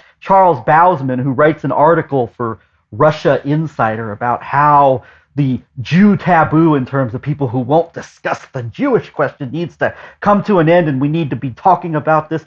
There's no organized, coordinated campaign by Blumenthal and fellow travelers to label Charles Bousman this horrible anti-Semite who needs to be publicly shamed out of activism circles. So I mean, it's just. And by the way, Jill Stein on a previous, fairly recent mass peace action live stream was mimicking all of the lines of the Russiagate conspiracy theory. Russiagate was a nothing burger. And so it's come to a point of like where she understand you could make a sort of a lapse of judgment to go sit your butt down at some kind of gig with Russian state media, Putin, the false flag initiated state crimes against Russian democracy terrorists who became the leader of the country, but also Michael Flynn, the war criminal general, pseudo-patriot, co-author with Michael Ledeen. And apparently Jill Stein has not concerned about that. She's doubling down. 11/9 didn't happen. It did nothing. No one did anything in any context around that. So this is an issue. And one more point on 11/9, tying right back to 9/11, which we're talking about. Let's remember two of the primary, or at least one of the primary public personas pushing the narrative which led to January 6th, the stolen election, the Dominion servers, et cetera, et cetera, et cetera. We've already mentioned him, the mayor of New York City on September 11th, Rudy Giuliani, and his partner in crime, both literally and figuratively, Bernard Kerik, right at the forefront of pushing that narrative. So it ties right back to, and there's an extended propaganda network that even goes beyond that, but they're right there with 1/6 and September 11th, you've got a direct tie-in right back in terms of, at the very least, pushing the pushing of narrative talking points in terms of January 6th, and maybe more than that, with direct evidence of a complicity in terms of the events in New York City on September 11th. So there's a direct tie-in right there, but we can't talk about the 6th because it's just part of the deep state wants you to shut up about the 6th or whatever. A very interesting clip going around from what Rudy Giuliani was doing to quote unquote celebrate Dick Cheney's highest moment from the George W. Bush administration, 9/11. Yesterday, Giuliani went on some kind of rambling thing about Prince Andrew, and it says he never really hung out with him, definitely not in the presence of women or underage girls. And then he says, "Oh, we remember that time when we hung out with him in the office. You remember that, Bernie?" Right? He's talking about, obviously, to Bernard Kerik with, talking about Prince Andrew and Epstein and all of that. And so, yeah, you're definitely right. Like Giuliani and Kerik himself are some of the crucial, obvious tie-ins between 9/11 and 11/9. And crucial, remember, we've talked about this before, but we'll talk about it again, that when Giuliani was asked by the press corps to follow up on this question of the mainstream media reported arrests involving what we now know were the Israeli intelligence white vans, and here again is a bait and switch, or a mind control focus on the meme, the quote unquote dancing Israelis, sort of, with, you get a little bit of like a Jew taboo dog whistle on that too, where are they dancing to Hava Nagila with the pace and the hats and stuff like that? So they're dancing, or were they caught celebrating? But of course, the focus on that is to direct away from the question that was directed at Rudy Giuliani about some of these white vans and the apparently Israeli intelligence linked individuals there was other ones. Some of them were caught, and then there was apparently explosives involved in all of that. And Giuliani immediately passes the question to Bernard Kerik, who basically poo-poos it. So this is a very serious thing that we need to begin to look at, which would include the larger parameters of what and how, but also who and why. Because once you deal with the fact that the quote unquote dancing Israelis, their main crime was that they were celebrating because they understood, just as Netanyahu admitted, that this would be good for Israel. That's not a crime. Being a douchebag who says that terrorism against the United States is going to be good for Israel, because obviously it would be. But when you add that up, though. No, but my point is that it's not that. It's what it's actually covering up is not these guys celebrating, taking videos across state lines in New Jersey from Liberty Park. It's actually multiple Israeli intelligence white vans with explosives in them, some of them with apparent intent to go blow up the George Washington Bridge, the Lincoln and Holland tunnels, but also the high-speed data connection that was laced under the George Washington Bridge that connected not only the major NSA listening posts, apparently in the Northeast, which was right over the bridge into New Jersey, off of the George Washington Bridge, but also the SWIFT banking system, so that if this were all successful, not dancing and taking pictures, but trying to blow up major thoroughfares into the sort of most major city in the world that was already under terrorist attack, with some of the tallest buildings in the world with thousands of human beings in it, vaporized and disintegrated on live television. But then they would also then be piled on with separating them out from the world, and create major chaos by eliminating the ability to leave Manhattan. Remember, there's this massive pollution, this aerosolized destruction that is in the air. Thousands of people are suffering. Lots and lots of really high-level cancers that point towards something like nuclear involvement in it.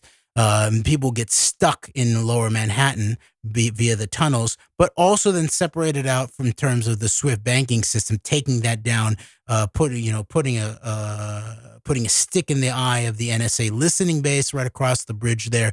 So I guess my point is that the focus on the quote unquote dancing Israelis celebrating Netanyahu and all of that is a way of keeping it across the bay or over there.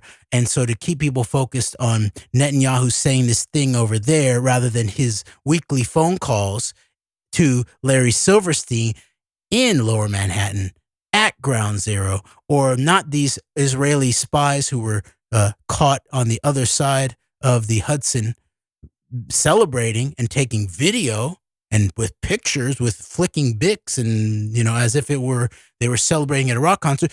No, but the other Israeli intelligence operatives in the other Israeli intelligence white vans that were caught trying to blow up the George Washington Bridge and the Lincoln and Holland tunnels. So I just raise that as one piece of mind control memeology that is run through large aspects of the 9/11 truth, the conspiracy movement, the critiques of Jewish power in a way to try to look over there, red herring over there, and contain the conversation away from the much more important and much more criminal pieces of evidence that Rudy Giuliani and Bernard Kerik were obviously part and parcel of covering up at the very least in the wake of September 11th. You could not be any more correct. And one other consequence of that is that taking the focus off of potential criminal evidence that this attack could have and may have turned out to have been way, way worse than it was. I mean, in terms of as catastrophic as it already was, I mean, it could have been so much worse of a catastrophe that already was. Instead of taking information or that could lead you to an investigation, that an understanding of what may have been planned as far as making the attack worse than it already was. Instead, it becomes about this, goes into the old canards of without this understanding, an actual criminal element taking place with this, the dancing Israelis and all this. Instead, it goes into the old canards of, anti-Jewish or whatever, and so you were able to have Donald Trump on one hand say that there were Muslims celebrating within miles of him, and then you've got Glenn Greenwald pushing that, the idea that there's dancing Israelis, that's anti-Semitic, that's anti-Jewish, and we must never discuss that kind of stuff. Meanwhile, it all goes into the old canards and the old dialectic as far as Jews and conspiracies and all this, rather than actually looking at actual criminal evidence that shows that very likely this thing could have been far worse than it was if there hadn't been actions taken. So it's got a lot. That's another one of the consequences. Yes, and maybe we should finish up this segment of our conversation, Greg, and then do another conversation more specifically about these conversations that you referenced earlier that point to the specifics of the problematic nature of some of the discourse around that includes people who were, said to be 9/11 truthers, maybe even invented the term 9/11 truther, or at least the earliest advertisers of the truther brand, but also people who stick up for that. Obviously, their physical common sense tells them that the trade towers were blown up rather than collapsed, and the people like that. But then so a little bit more about what I learned on the Mass Peace Action Code Pink call in terms of some of the aspects of that. I just wanted to bring a brief close to that. It was that in response to Kevin Danaher talking about 9/11 truth being crucial to what we learned about 9/11 and the 9/11 wars in Afghanistan, was they said, well, I remember that Fidel Castro said it doesn't really matter who did 9/11. It matters about what was done just based on justification of 9/11. And I immediately say Fidel Castro's totally wrong then, and he's wrong now. And but maybe we'll discuss some of these kinds of conversations that we have observed and what needs to be dissected, criticized, deconstructed in relationship to a more accurate, honest, and just approach to the topic of what we've learned about 9/11 in a future conversation. But Greg, I just wanted to bring to a close a little bit of the question of John O'Neill, because I think you're right in terms of how much that then resonates with these other key individuals on maybe the perpetrator side rather than the potential witness or whistleblower side, such as what looks like John O'Neill was, but these potential credibly accused suspects related to some aspect at least of the 9/11 cover-up, such as Rudy Giuliani and Bernard Kerik. And that I just want to just bring that to a close. I would point out that it was very interesting that one of my main maybe truth squad nemesis in terms of asking questions about September 11th is Bill Bratton, who is the former police commissioner of New York, eventually became the police commissioner of New York again. But in between, he worked for Kroll. I believe he worked for Kroll on September 11th, I believe. And then he went to LA. He went to Los Angeles. I believe he helped oversee some of the Kroll was the quote unquote independent monitor of a federal consent decree over the Los Angeles Police Department after they shot rubber bullets at protesters at the Democratic National Convention in downtown LA in 2000. And then maybe apparently on the back of that, Bratton parlays his way into the chief of police of Los Angeles. There's questions about fusion centers. There's questions about the harmonization into the federal Homeland Security system under Bratton. Then Bratton leaves early. He aborts the full term. And there's a whole, I was confronted him on the day of the announcement of his retirement on the, actually, I think it was on the local NPR affiliate in LA. And that was a weird day. I had the LAPD helicopter hovering over me out in the San Fernando Valley. I had no clue why. This was in the morning of the day of Bratton's announcement. I had no clue that he was announcing anything. And I was like, what the heck? You know, obviously I had been subject to some certain obvious surveillance by helicopters. Some of them obvious. There are certain colors related to the LAPD helicopters, much more the blue and the silver, really. Silver helicopters, the LAPD. And that day it was one of those. It was an LAPD helicopter hovering over my head for a good little bit, obviously getting some kind of visual on me. And then I hear on the radio just a little bit later that day that Chief Bill Bratton is unexpectedly renouncing his retirement at City Hall. And so then later in the day, I call into the NPR affiliate and ask him about Kroll, because then you know where Bratton was going? He was going to then work with Michael Cherkasky, who was the managing director of Kroll, actually, I believe, on September 11th. So fact check that.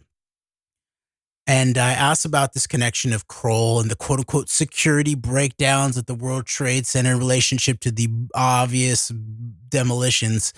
And Bratton showed intellectual bad faith, is the best way that I could say it. Is the most it was the most generous way I could say it.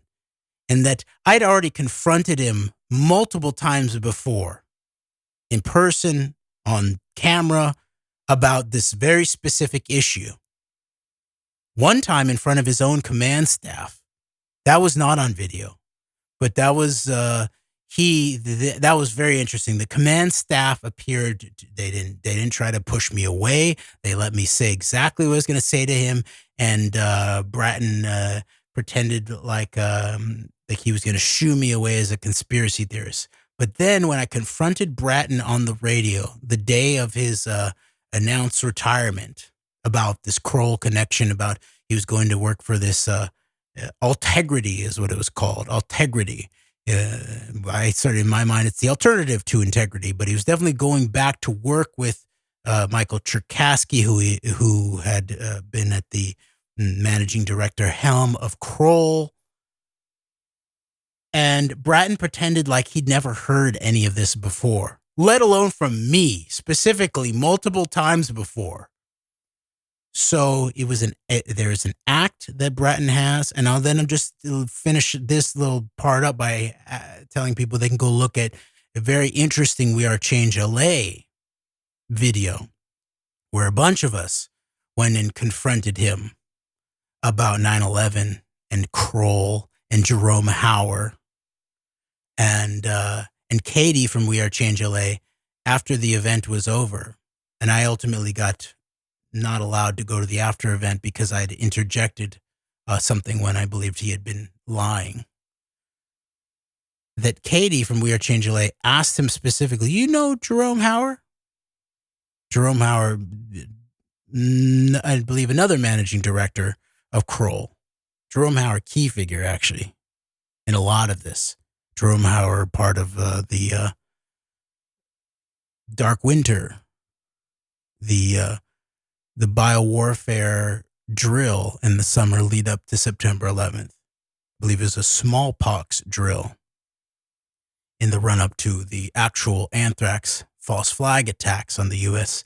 Senate, amongst others. And Jerome Hauer played the role of the Secretary of Health and Human Services, I think, in the Dark Winter, in the same way that Judith Miller played the role of the journalist. And James Woolsey played the role of the CIA director, as he was at one point.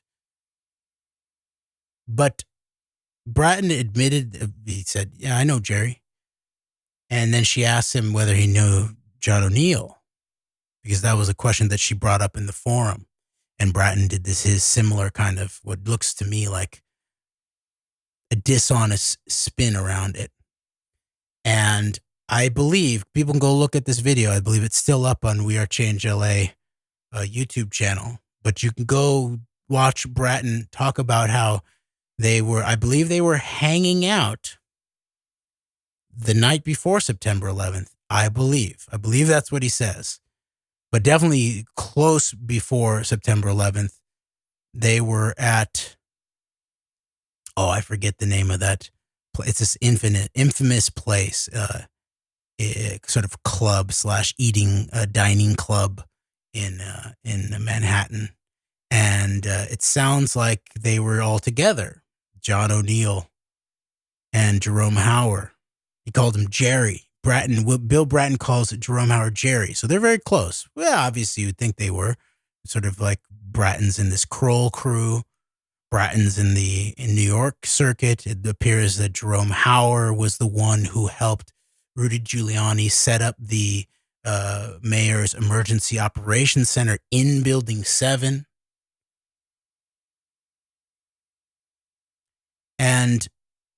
And this is part, and we should fact check this, and I want people to fact check me on this. But it appears that this is part of what happened to John O'Neill. He stayed out late the night before September 11th, and he had drinks.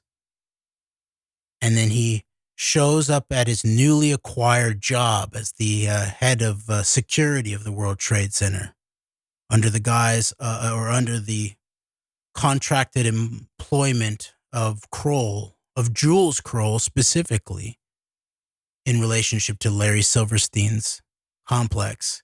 And so he's had very little time to sleep. maybe a little bit of leftover effects of alcohol. And he shows up in the morning, first thing in the morning, for a security job. And then, boom, September 11th attacks and all of that.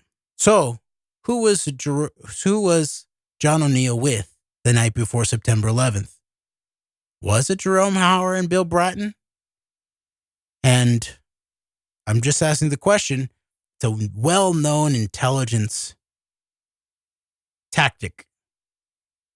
If there were to be an operation, a targeted operation, one of the targets of the operation might be cultivated the night before to do things such as make them tired or make them drunk or encourage them to stay out late. Now, I'm not asserting that this is a fact. I'm just saying these are the parameters I'm aware of. These are some of the way that some of the forensics of the morning of September 11th fit together in relationship to some of the individuals who have names and who had public positions. That this is the way that it stacks up. So I want to just read one piece of this Robert Maxwell Israel Super Spy, The Life and Murder of a Media Mogul by Gordon Thomas and Martin Dillon to finish up this question about John O'Neill. Unless you want to say something first, Greg, specifically on this. Just that this is all very interesting. I've never heard this before. This is, as you say, this is all speculation. We're not asserting anything, but just information that needs to, at the very least, be put out in the public record. So, all right. So, and this goes back to what you were saying, Greg, about how the people who maybe have never really dealt deeply with September 11th, but have dealt deeply with Trump Russia, what we would call 11/9. We didn't call it 11/9, actually. We didn't call it 9/11. People like Michael Moore did, right? And so we drafted off of that. And Michael Moore, apparently with his buddies in Hollywood and his agent, Ari Emanuel, the son of a Irgun gangster, maybe a terrorist,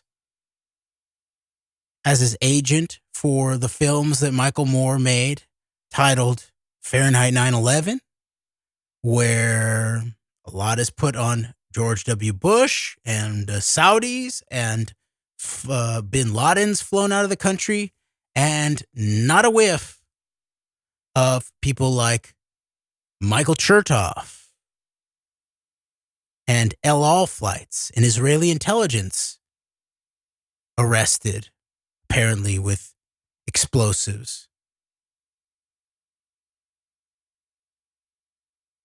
And then Fahrenheit 11/9 in the wake of the Trump-Russia, quote-unquote, operation.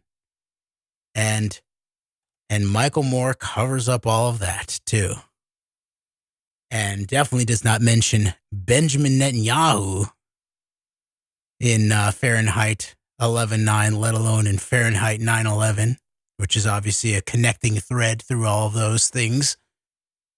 And so we drafted off of that in terms of talking about from 9/11 to 11/9. All right, page 367 of Robert Maxwell Israel Super Spy, The Life and Murder of a Media Mogul by Gordon Thomas and Martin Dillon, to really drive home how crucial this figure, John O'Neill, Who Killed John O'Neill? That was an interesting documentary that was made fairly early on in the 9/11 truth movement. Who Killed John O'Neill? And Katie actually put that forth in front of Bratton to the entirety of the audience there. She said it's an interesting film. You should go watch it. And it is interesting. And the question is still open to some extent because did someone try to kill John O'Neill? It looks like he had been targeted when he was at the FBI. And as I read this, I want to point out that there is aspects of and we talked about this before, that from this book to the Gordon Thomas's solo book, Seeds of Fire, the analysis of September 11th of who and why is an obviously limited hangout. And so listen to some of the description in terms of John O'Neill, because, and I'll just point this out now, that it's very, the chatter is, right, that John O'Neill was investigating some of this network. And it was not just a network that tied into over there in Afghanistan, but he has also been investigating who actually did the USS Cole bombing or torpedoing or missile. Or it's actually not clear. That's actually a question of forensics of like, was it how did that all happen? Right. Was it a boat? A crucial event to continue to makes terrorism synonymous with Osama bin Laden. So it's crucial in that regard, and in other ways as well, but definitely in terms of like the legacy of September 11th and the mythology of it. That was a crucial event in making terrorism synonymous with bin Laden. So exactly. And so this is why this kind of now we'll listen to this, but with in mind the understanding that although this helps us understand a lot in terms of the background of things like 11/9, Trump Russia, Trump Israel, the Epstein Maxwell operation, it also obscures the reality of September 11th and the purpose of all of that. And so the possibility is who killed John O'Neill might be more tied. The question is begged of, is it closer to ground zero, let's say, is maybe the way that we could put it. Is the answer to the question of who killed John O'Neill more tied to ground zero than Afghanistan? And does it have to do with the growing awareness and suspicion and potential knowledge of someone like John O'Neill about the nature of the networks that appeared to have done 9/11 to 11/9? Okay, page 367.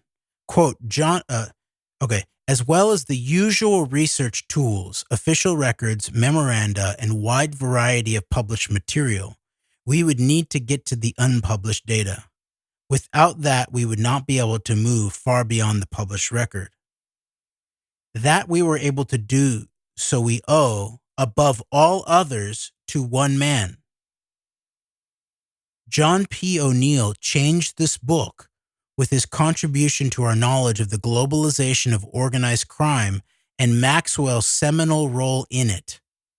The FBI's foremost counterintelligence expert, John O'Neill, was an executive agent in the New York Federal Bureau. He understood how major East European crime figures had learned from Maxwell the way to launder money and manipulate the world of international finance.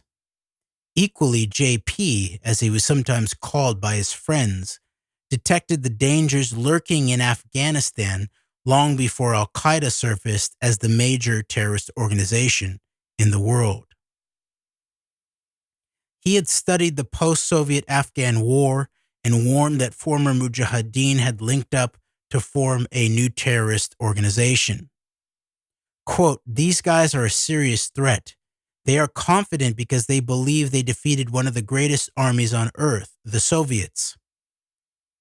The problem for us is that many of them are from different countries, and the linkage between them is well hidden, unquote, O'Neill stated. That was years before the 11 September attacks in 2001 on America, and no one listened. Quote, people have forgotten the first attack on the World Trade Center. It is as if that was a one-off. When you think like that, you are vulnerable, unquote, he told close friends. By the way, remember that another crucial book about this aspect of international organized crime, Red Mafia, by Robert Friedman,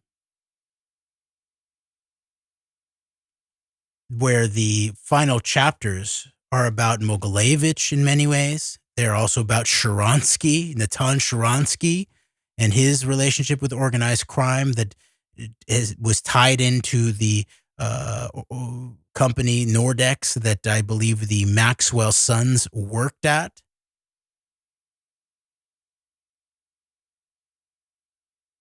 But Friedman also wrote a key article about the First World Trade Center attack, which, remember, this is when Kroll was then brought in after that, that it had to do, there was a Mossad Israeli intelligence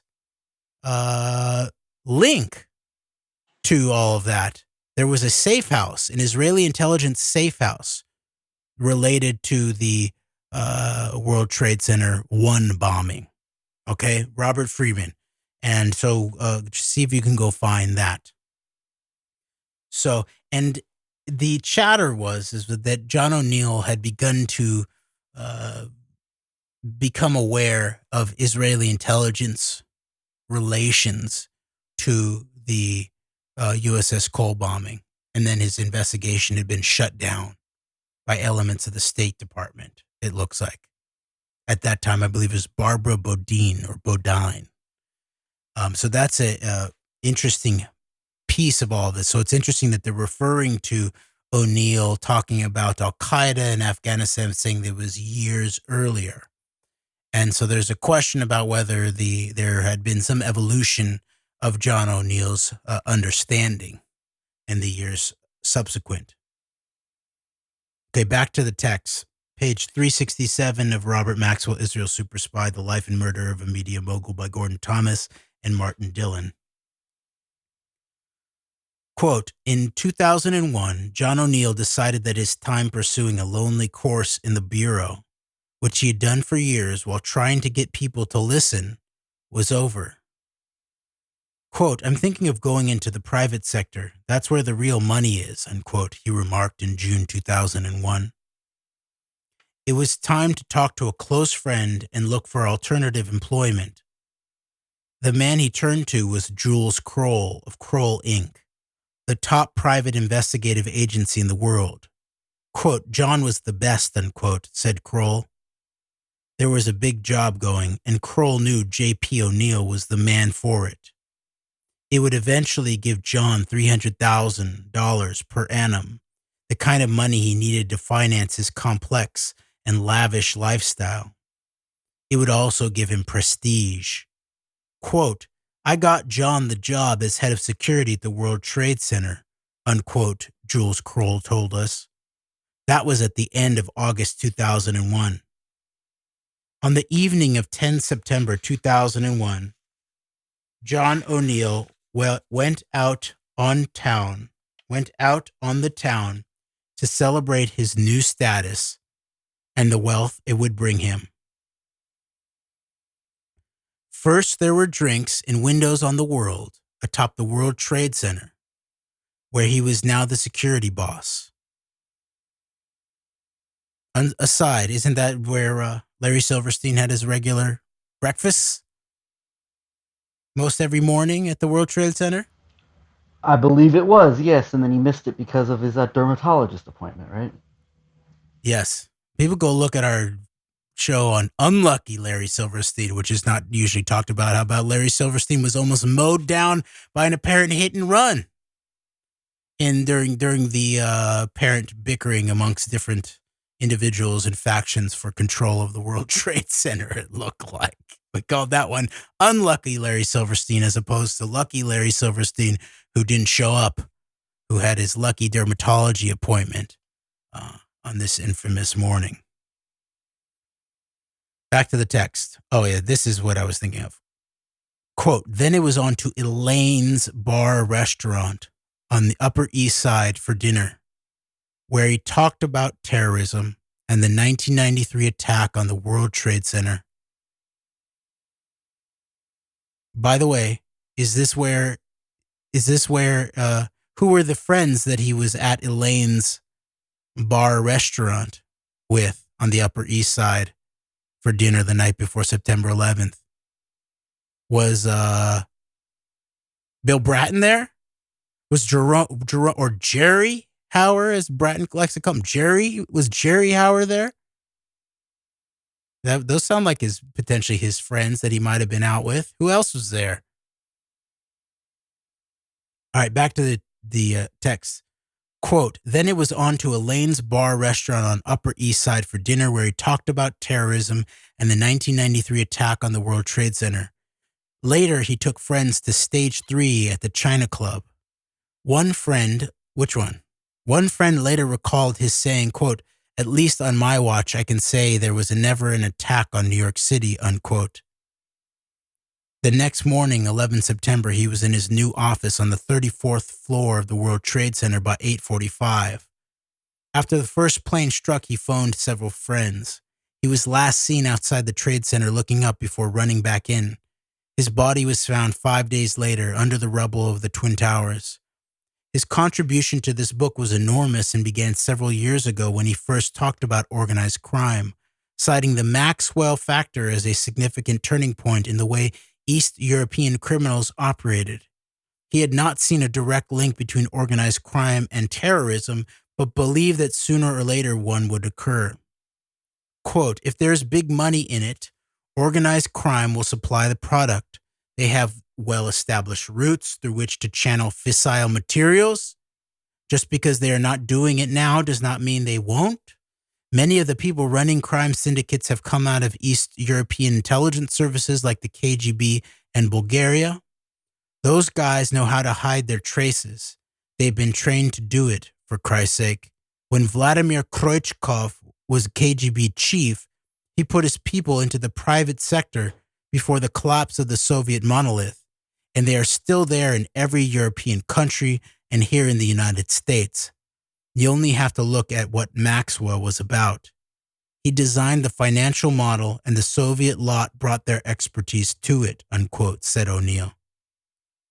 He saw the intelligence on the flow of money from Eastern Europe and had no doubt that some of those involved had used not only aliases to enter the U.S., but also Israeli passports to do deals with indigenous crime organizations such as the Gambino and Gotti families, and the Russian Mafia based in Florida and Brighton Beach in New York. And aside, are you hearing like massive resonance with the characters of the 11/9 operation in Trump? Brighton Beach, of course, you're talking about El Caribe and Michael Cohen's family's club, all mobbed up. And you're talking about Florida, right? Trump, Russia, all over that. Epstein's in the mix here, right? This is Maxwell. This is one of the potential godfathers of the Epstein operation, obviously. All right, back to the text. Quote, the fact... Oh, real quick, I'll say this. With the combination of organized crime and Zionist leanings and loyalties, though. Definitely.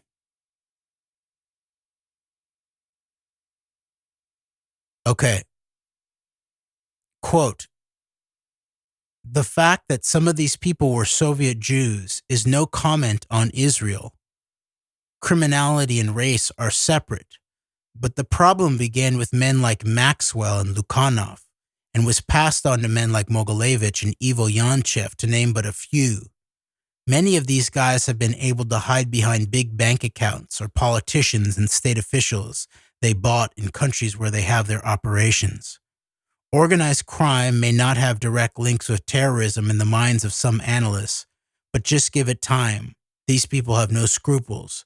They're just as likely to fly a consignment of missiles to Iran as a plane load of coke out of Colombia into Florida. They are sophisticated and wealthy. Money can buy the silence of important people. It talks, believe me. Their laundering of money is hard to trace, and terrorists have learned from organized crime, from the Maxwells of this world, unquote, John O'Neill remarked in one of his conversations, punctuated by brief absences from the table while he took another call from a friend who was a source or a source who was a friend. The revelations about John Goodwin Tower came from three sources: CIA, FBI, and MI6, coalescing in the words of John O'Neill. Quote, When Tower became involved with Maxwell, he came to the attention of all those agencies. You've got a senior political figure who's a national security risk. We're not talking about a nobody. Tower was across a lot of sensitive stuff. Next thing, reports are hitting people in London and Washington that he's in the company of the wrong people. Intelligence agencies were interested and had files on both Tower and Maxwell. There was one hell of a problem.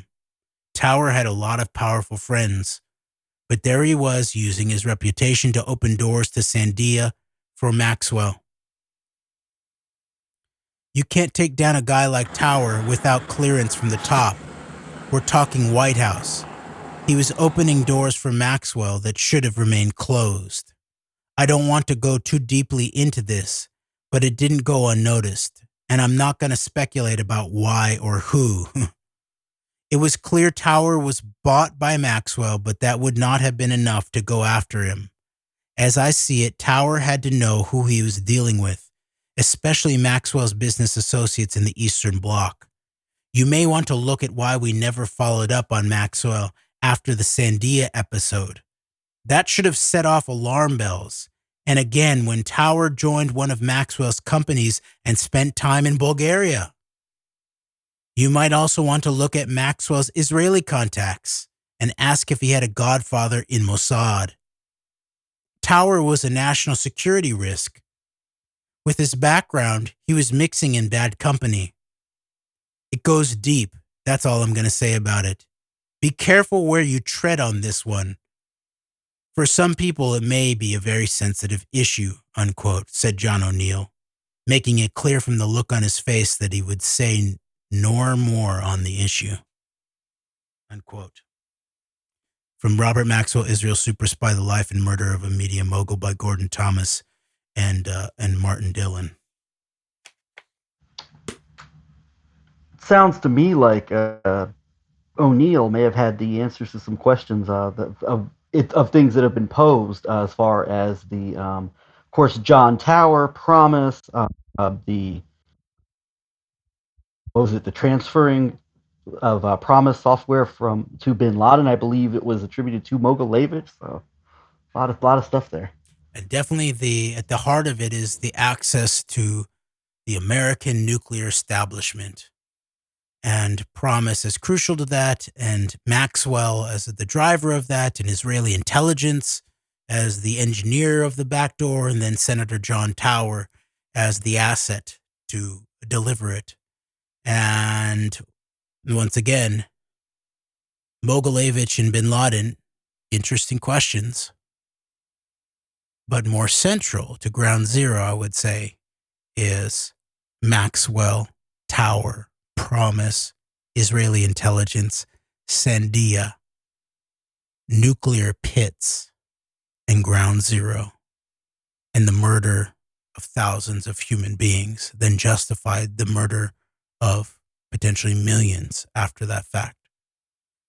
So, and I agree with you, Greg, it sounds very directly like O'Neill, in his own words, as quoted in this book, is talking about the Israeli connection, how sensitive this is in terms of the full spectrum of all of this. There are certain people that might not want, who will guard this. You got to be sensitive about this. And so there's a lot of questions left open by this and John O'Neill too, in terms of his own judgment or what that all means, how he got wrapped up with the Jules Krolls and apparently the Jerome Howers and the Bill Brattons, and found himself at ground zero the morning after he was out on the town partying it up with his buddies. And it's clear that he knew about the Maxwell network, knew how it sat at the intersection of certain key aspects of organized crime, Israeli intelligence deeply in the mix, Soviet intelligence deeply in the mix, those in the US and the UK who knew. And as he says, what the Sandia incident should have rung tons of bells. Sort of sounds like George Tenet talking about the system blinking red. My hair was on fire. And remember what we then read from Gordon Thomas's Seeds of Fire, and what Tenet was focused on, which included this whole array of things: organized crime, the Russian mob, Mogilevich, missing nuclear materials, dirty bomb making, Israeli intelligence role in Europe in terms of all of this, the breaches in U.S. nuclear laboratories, Chinese and Israeli intelligence working together on exfiltrating basically the family jewels, apparently, of U.S. nuclear intelligence, including the drives of the X division of the Department of Energy's nuclear bomb squad, the NEST, who then conveniently were out of the country for the first time in 3 years, doing Operation Jackal Cave, and undoing a terrorist nuclear device drill, but on the wrong continent, away from ground zero, similar to FBI counterterrorism individuals off the eastern seaboard. The head of the Joint Chiefs of Staff out of the country, I believe. All right, so these are a lot of the dynamics here, and back to where we started. You could say, I guess we'll never know. Sure, I guess we'll never know exactly what was John O'Neill's mind. What was in John O'Neill's mind in relationship to exactly what he knew, or why he was, hooked up with these guys. It's very possible we won't know all of that. But meanwhile, look how much we can know, and how much it begins to make an understanding of what actually happened, or what's continuing to happen everywhere from 9/11 to 11/9, before and beyond. How coherent we begin to actually piece together the facts and the forensics way beyond, I guess we'll never know, into no. Look at these networks. Look at individuals who have names and motive and opportunity and means in all of this. And meanwhile, why are they still just out there not being questioned about all of this? People don't even know about them, a lot of people. So no, we're not going to let it rest as I guess we'll never know, or it doesn't matter in comparison to the crimes done on top of the crime. Neither of those are correct. And I would say that one is not correct, and that we'll never know. We do know. We do know some things. We don't know everything, but we know enough to make a public case. A public case that has core political traction, I would say, let alone the potential anticipation of proper legal investigation, journalistic investigation on top of it. But then the other side of it is it's morally wrong that it doesn't matter. And this is what I'm hearing these so-called peace people, these foundation, sort of foundation sanctioned, the dissident class left in relationship to the lessons of 9/11 20 years later, is it doesn't matter who did 9/11. It still does. And we're not going to end the endless wars of the 9/11 wars until we get to the bottom of who did 9/11 and why. And that doesn't mean that there's not political and or legal and or social action to be taken before we know everything, as we're not going to ever know anything. But we must speak and we must act with what we can know if we're willing to do some basic amount of homework and thinking and consideration and coherent moral strategic mapping of our situation. So we will discuss more of this and get into some more of the problematic terrain of the public intellectuals who were supposed to be on the right side of this question surrounding this 20th anniversary of September 11th, 2001 that just recently passed. Yes, and I think this is a good time to get ready to wrap up this portion of our September 11th coverage here. And just following up what you said, it's not going to suffice. It doesn't matter who's responsible. We don't, or we were lied to, or just generic expressions of they did this to us. They are doing this. The mysterious they. Who is they? These are questions that can be filled in. These are things that can be filled in. I guess I'll finish this by talk about what we talked about, what we've discussed among ourselves before, and a term that we've introduced once with another term, and that is rehistoricize and destigmatize. That is something that we want to try and do as much as possible with regards to September 11th, but also like the way these types of topics are covered in terms of the way they're put out there, and rehistoricizing how these topics are put out, and while shedding light on them, while also at the same time destigmatizing, so that people who may not be so inclined, or who may not be who have an aversion for whatever reason to looking at some of these deep events, as far as deep political events, the way they will perhaps in the future maybe making it more palatable for people to do in the future. I mean, this is a task, but I mean, this is for us to rehistoricize and destigmatize these